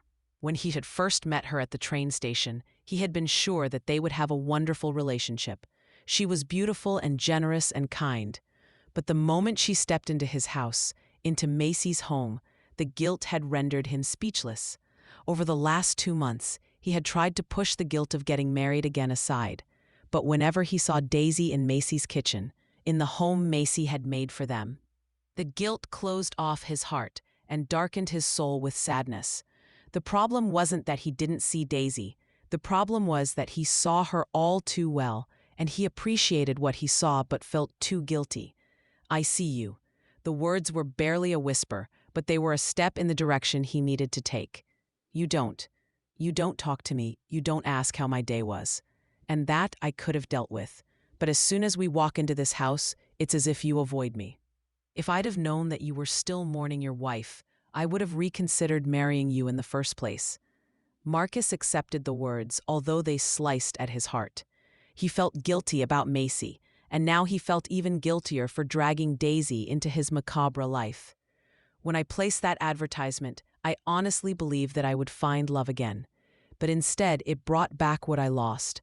I think it's time I told you how Macy died." Daisy opened her mouth to speak, but a frown settled on her forehead. "Your wife? How did she die?" Marcus sighed heavily. "Ever since I could remember, I wanted to help people. To have someone come to me in ill health and to diagnose and treat them. It's what I lived for." "But you still do?" Daisy asked with a frown. Marcus shook his head. "I still try to, but I don't believe I'm capable anymore.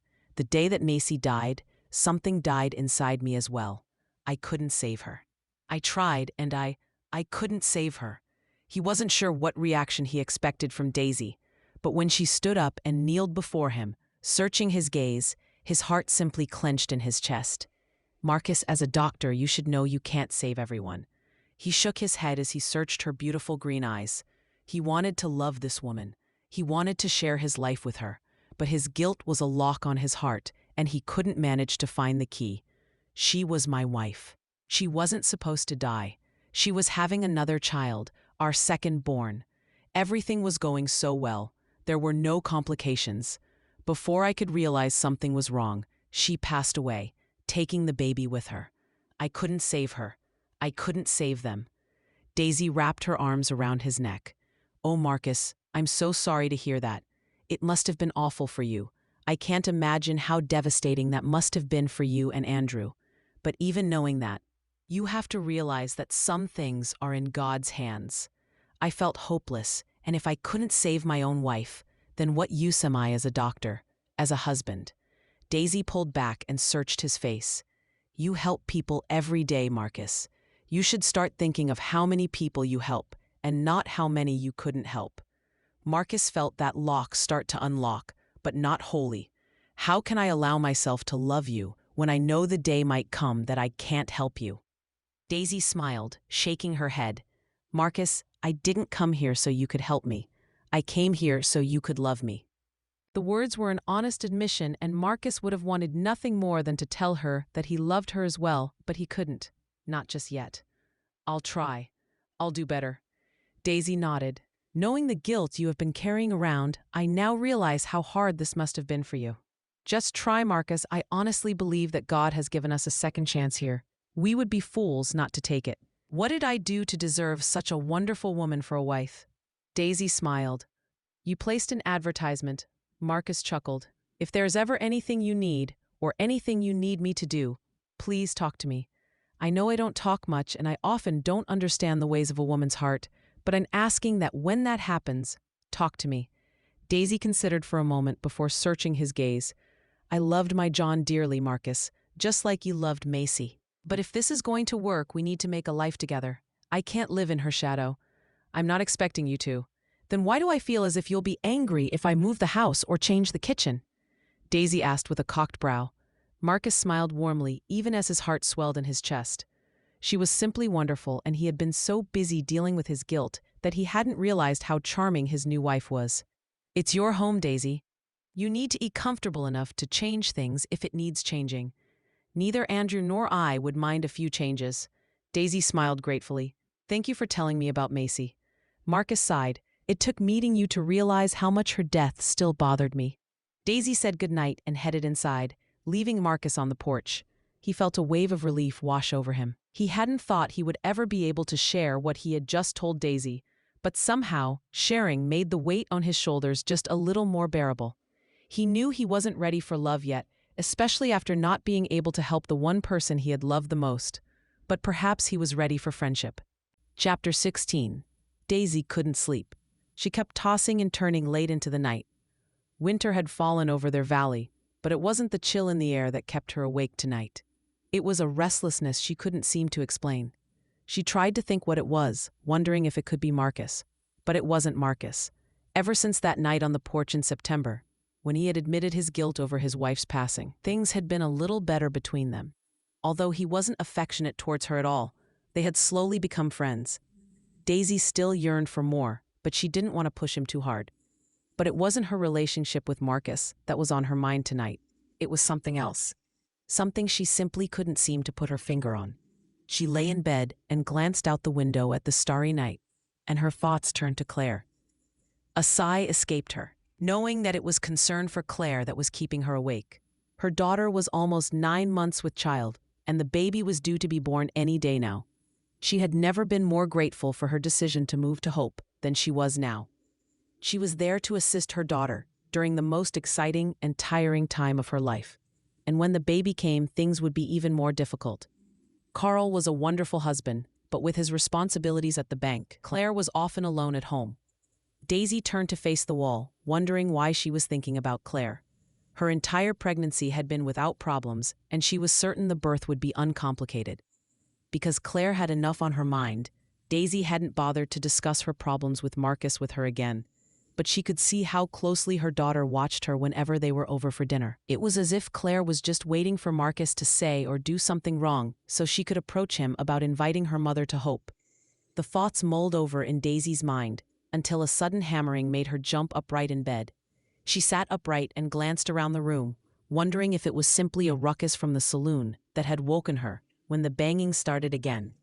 Marcus, Dr. Lincoln, Daisy. At the sound of her name, Daisy was out of bed and already reaching for her robe as she rushed towards the door of the surgery.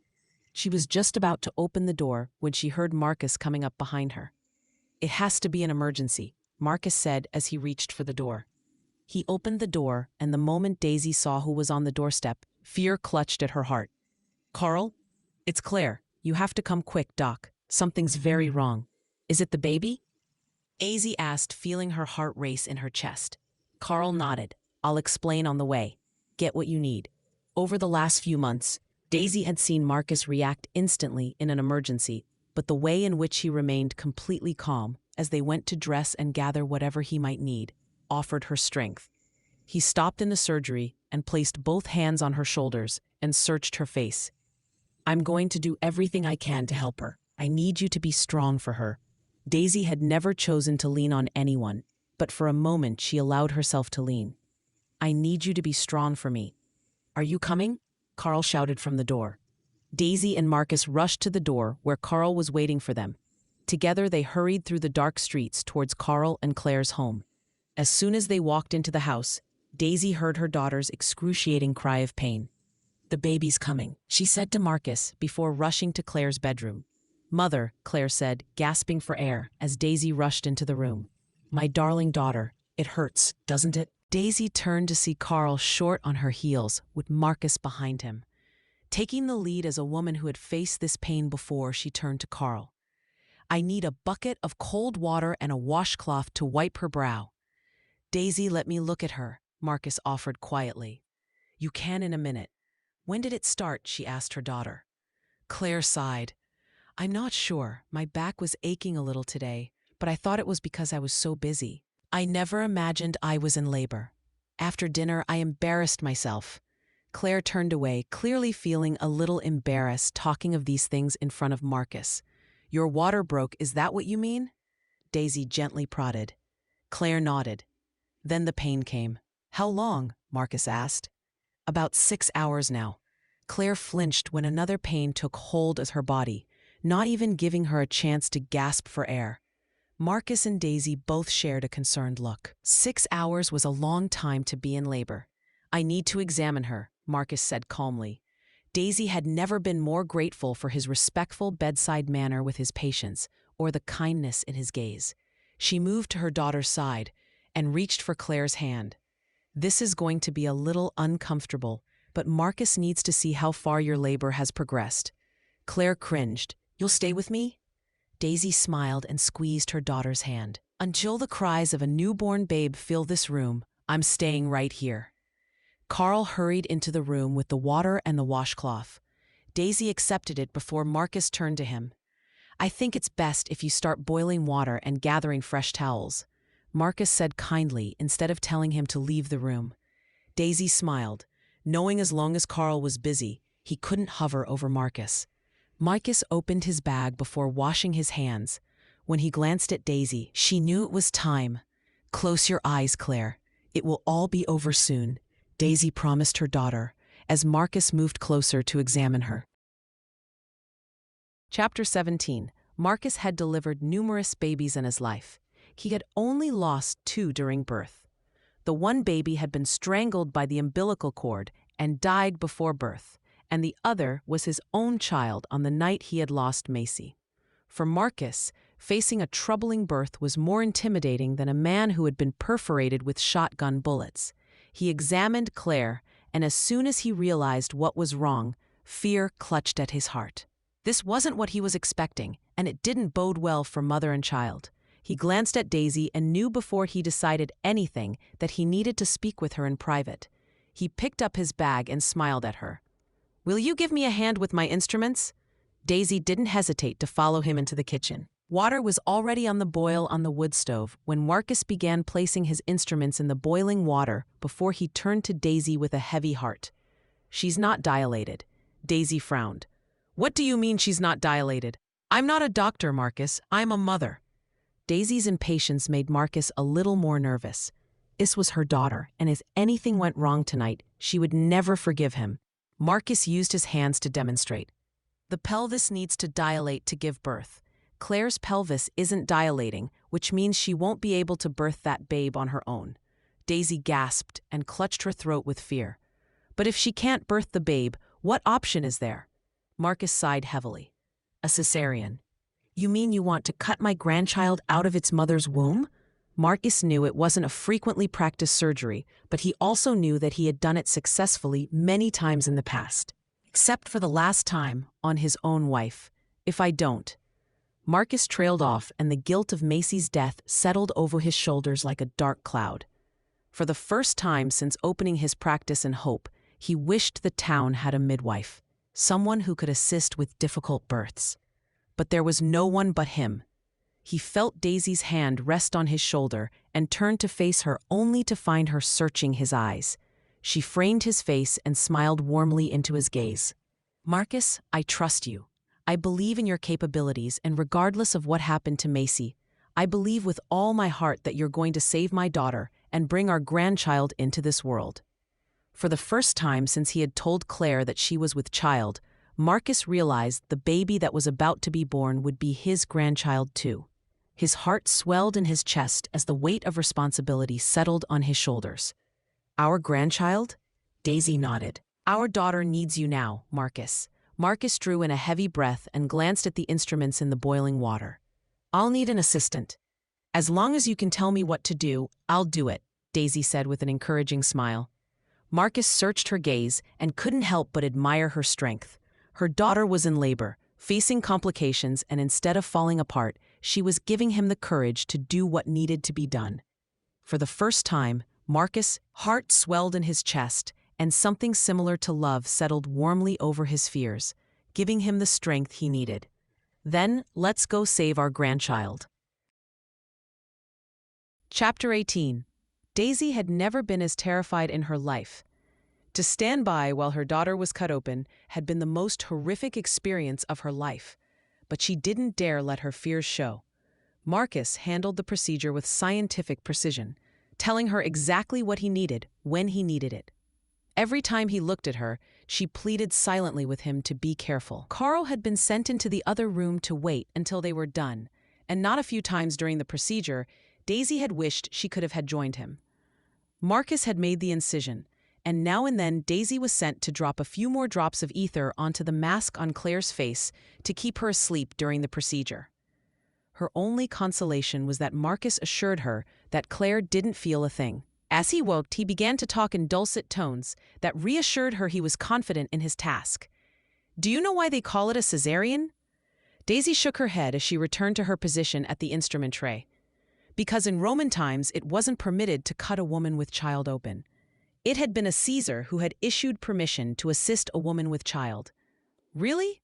Daisy found herself intrigued. And when it's done, do the women? She couldn't bear to ask the question on her mind. Marcus met her gaze and smiled reassuringly. Women have survived this procedure for decades if it's done right. She didn't ask any more questions as he worked. When he lifted her grandchild out of its mother's womb and its wails filled the air, her heart began to fill with hope. Marcus turned to her with a smile that made her heart tilt. Give her a few more drops of ether, then you take the babe to its father. Daisy did as she was told, and the moment Marcus placed her grandchild in her arms, she remembered how it had felt when she had held Clare for the first time. She remembered the joy on John's face and realized that she was sharing the same miraculous moment in a different way with Marcus. Take care of her, Marcus. Marcus smiled confidently. She's doing fine so far. Daisy took the beautiful baby to Carl, and although she wanted to fuss and help him soothe the baby, she returned to her position at Clare's beside. Her daughter might have just had a baby, but Daisy's baby wasn't out of the woods just yet. She watched as Marcus finished the operation and sat by as he sutured the wound. When Clare was decent again, the ether mask was removed and Daisy squeezed her daughter's hand to coax her back to wakefulness. "Come on, honey. You're a mother now. You have to wake up." She watched as Clare's eyes began to flutter open, but a pained expression settled on her face as her eyes opened. In true mother form, her first words were for her child. "The baby?" Just then, the baby's wails filled the house and Marcus laughed. "Has a good set of lungs. You rest now. You've got some healing to do." Daisy sat at Clare's bedside until she fell into a peaceful sleep. She turned to Marcus with a questioning look. "Will she be all right?" Marcus sighed, and for the first time, Daisy noticed how tired he was. "If she makes it till the morning, she'll be fine. There's nothing to do now but wait and pray. I've done everything I could." Daisy nodded, understanding that it was harder to leave certain things in God's hands than she realized. "Thank you, Marcus." Marcus nodded and collected his instruments. "Let's give Carl some time with her now, and then we can get some food into the babe." Daisy stood up and glanced at her daughter one last time before following Marcus into the kitchen, where Carl was cooing over his baby. "Can I take him to Clare now?" Marcus carefully explained what needed to be done and that Clare wouldn't be around till morning to take the baby. It pained Daisy's heart to see the fear on Carl's face, but she accepted the baby and knew that some hurts could only be eased by prayer. Together, she and Marcus found a bottle and gave the baby a little milk before settling in the sitting room. Carl didn't leave Clare's side for one moment. The baby finally fell asleep, and Daisy turned to Marcus. "Thank you for tonight. It doesn't matter what the morning might bring. I know you did all you can." Marcus slipped an arm over her shoulder and smiled at her. "Had it not been for your strength and belief in me, I'm not sure I would have managed." Their eyes held for a moment, and for the first time since climbing off the train in Hope, Daisy felt the kind of connection she had shared with John. Before she could voice her feelings, Marcus's deep voice flowed over her. "Dear Lord, thank you for this healthy babe you have blessed us with. Thank you for your continued strength and patience when it comes to our sinful ways. Dear Lord, please heal Clare. Please bring her back to us and make her whole again.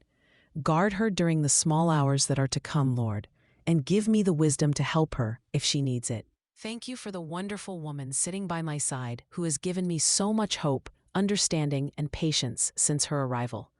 Let me be the husband she deserves. Bless us with many years of love, patience, and kindness. In your name, Amen." The prayer was so heartfelt it almost brought tears to her eyes as Daisy glanced up at Marcus. With the baby in her arms, she couldn't move, but when Marcus's lips brushed over her forehead, her heart swelled, reaching out to his. Absolutely. Chapter 19. Daisy woke when the baby was taken from her arms. Her eyes shot open only to find Marcus smiling down at her. Clare wants to meet her son. Daisy's eyes widened even as a smile spread on her face. She had sat up for most of the night with the baby, praying for her daughter's life, but had finally fallen asleep on Marcus's shoulder. She shook her head, unable to believe her prayers had worked. "How is she?" "Sad and sore, but happy," Marcus said, smiling down at the baby in his arms. "I can't believe I'm a grandfather." Daisy smiled before a frown creased her brow. "Why is Clare sad if she's happy?" Marcus sighed. "I didn't want to say this last night, but after a procedure like the one that was done, she won't be able to have more children." Daisy sighed heavily. "My poor daughter." A smile curved the corners of her mouth as she looked at her grandson. "At least she has that little one." "Exactly. Better to blessed with one child than not to be blessed at all." Marcus held out his hand and helped her up before they started towards the room. Carl was standing by Clare's bedside with a big smile. "We've chosen a name for him." Daisy frowned. "I hadn't even thought about names yet. Last night was horrible," Clare said with a weak smile. "But I made it, and so did our baby." "Thank you, Marcus." Marcus handed Clare the baby, and tears quietly slipped down Daisy's cheeks at the sight of her child holding her own baby. Last night she had realized there had been a big possibility of losing them both, and, thanks to Marcus, they were both fine. "Hello there, little one," Clare said, smiling at her son. "We're going to name you John Marcus Egberts, named for 3 men who made your life possible." Daisy felt quiet tears slip over her cheeks as she smiled at her daughter. Not only was her grandson named after her first husband and Marcus, but he would carry his father's name as well. Marcus turned to her with a surprised expression. "I didn't expect you to." Daisy shook her head on a laugh. "Marcus, say thank you. Nothing else is needed." Claire laughed as she glanced at Marcus. "Carl and I decided that's the name we want for our child." "Thank you," Marcus said gratefully as he moved to Daisy's side. He searched Daisy's face and smiled. "I think these two can manage on their own. How about we head home for now?" Daisy nodded, but knew she would be back before nightfall for dinner and to check on her daughter. At Chapter 20. When they arrived home, Marcus had patients waiting for him. Daisy knew he was just as exhausted as she was, but he didn't turn them away. Instead, he diligently helped his patients until late afternoon. When he finally returned to the house, his face was drawn and his gait slow. Her heart swelled in her chest, wishing she could help him. "Why don't you go rest for a while?" Daisy asked as she peeled the potatoes and carrots for his stew. Marcus shrugged. "I think I'm too tired to rest." "Then try," she encouraged him. "I'll bring you some tea. It ought to help you rest." Marcus searched her gaze for a long moment before he finally nodded and turned to head to his bedroom. Daisy heard the door close and watched it for a moment before she finally started with the tea. This morning, she had felt as if she had a family for the first time since John passed away. She knew it would take Marcus time to reach the level of affection she felt for him, but she felt as if there was finally hope. She made the tea and walked to his room before knocking on the door. "Come in." She stepped into his room and realized that it was the first time she had entered it while he was there. Usually, she would clean it when he was in the surgery, but she had never been there with him. He was sitting on the bed, looking as if he had the weight of the world on his shoulders. For just a moment, Daisy wished she could ease the burdens he seemed to carry with him. "Here you are." She set down the tray and was about to leave when Marcus reached for her hand. Surprised, Daisy turned to see a questioning look in his expression. "Sit with me a while." Daisy frowned, not sure what he wanted or what was going on, but she sat down beside him on the bed. They sat like that for a long while without speaking, simply holding hands. It was Marcus who finally broke the silence. "Do you know what I realized last night?" Daisy shook her head. "That you're a good doctor?" Marcus chuckled softly. "That I've been a fool." He turned and searched her gaze. "Since the first time I read your letters, I knew you were my second chance at happiness. But when you got here, I was so afraid I'd let you down in the same way I let Macy down." "Marcus." Daisy was about to assure him that after last night, she was sure he had done everything he could to save Macy, but he shook his head. "It took saving Clare to realize that I did what was necessary to save Macy, and she passed away regardless. That had me thinking. Macy always believed that everything happened for a reason. I always thought it a little foolish of her, but last night I realized she was right. I had to lose Macy, and you had to lose John for us to have saved Clare's life. Instead of feeling guilty for moving on, we should be grateful that we have each other. I know you have been, but I have been reticent." Daisy felt her heart clench in her chest, unsure of where the conversation was going.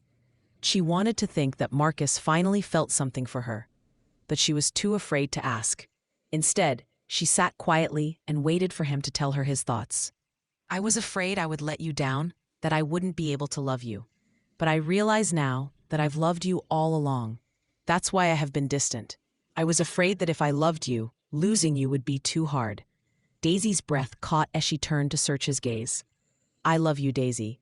I think I have loved you since the moment you stepped off the train, but after losing my Macy, I can't stand the thought of losing you, and I blamed myself for losing Macy. I realize now that it's all in God's hands. The best we can do is to savor every moment of happiness you can find." Prosody rate plus 7%. "You bring me happiness, Daisy. You brought light back into my dark world."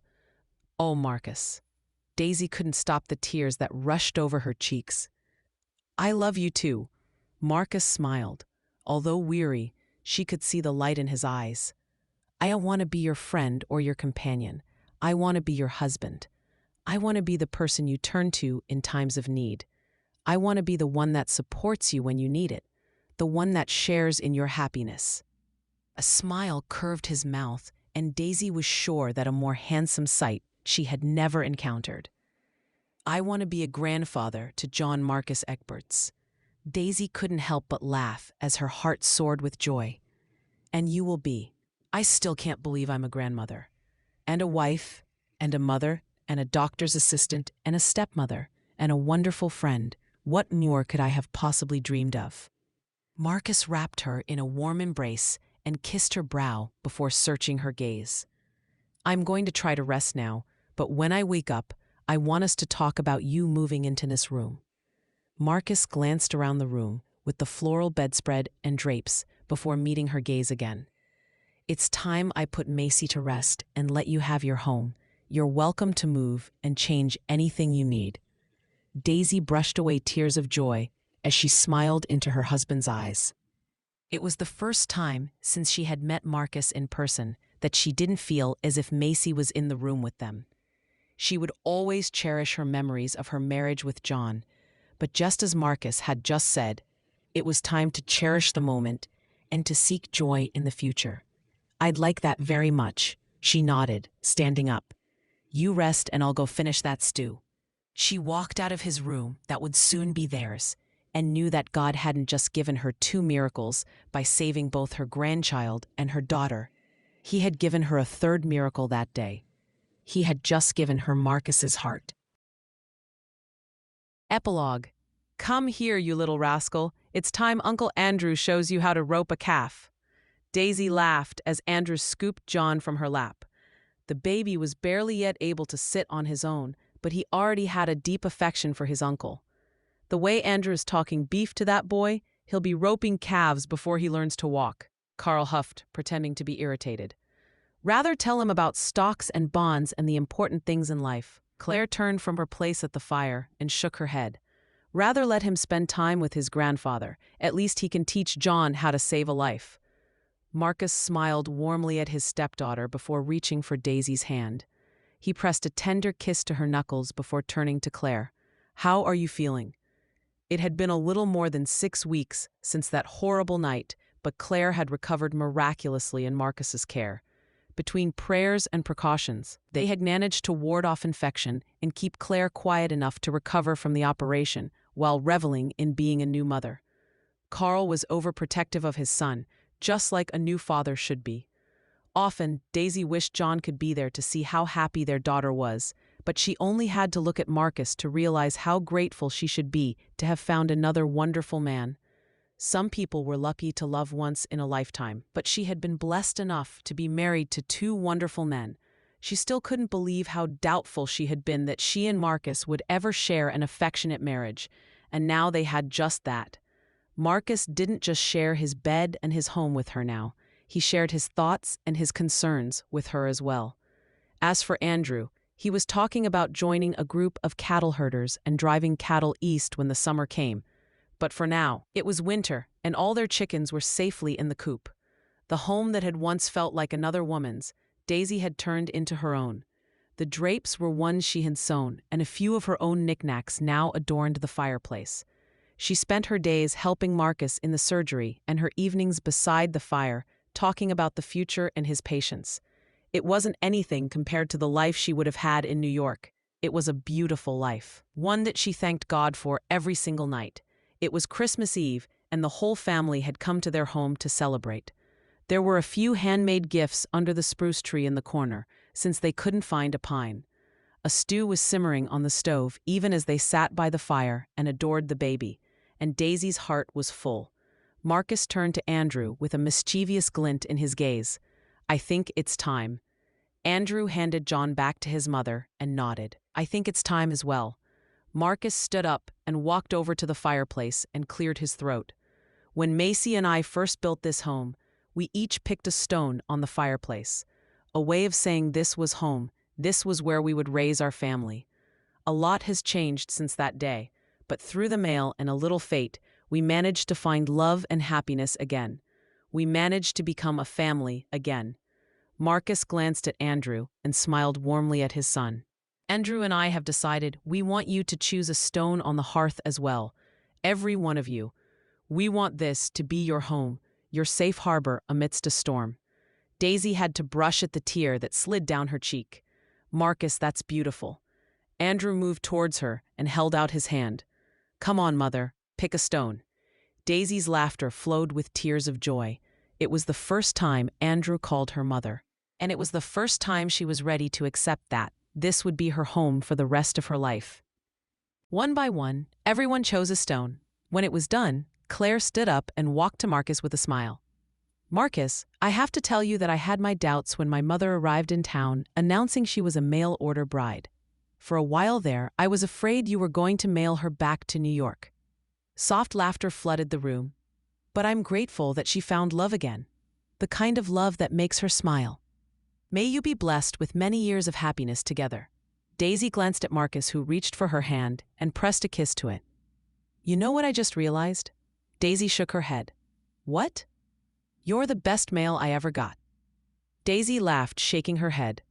"I suddenly realized my mother was right. You didn't know anything unless you read the paper."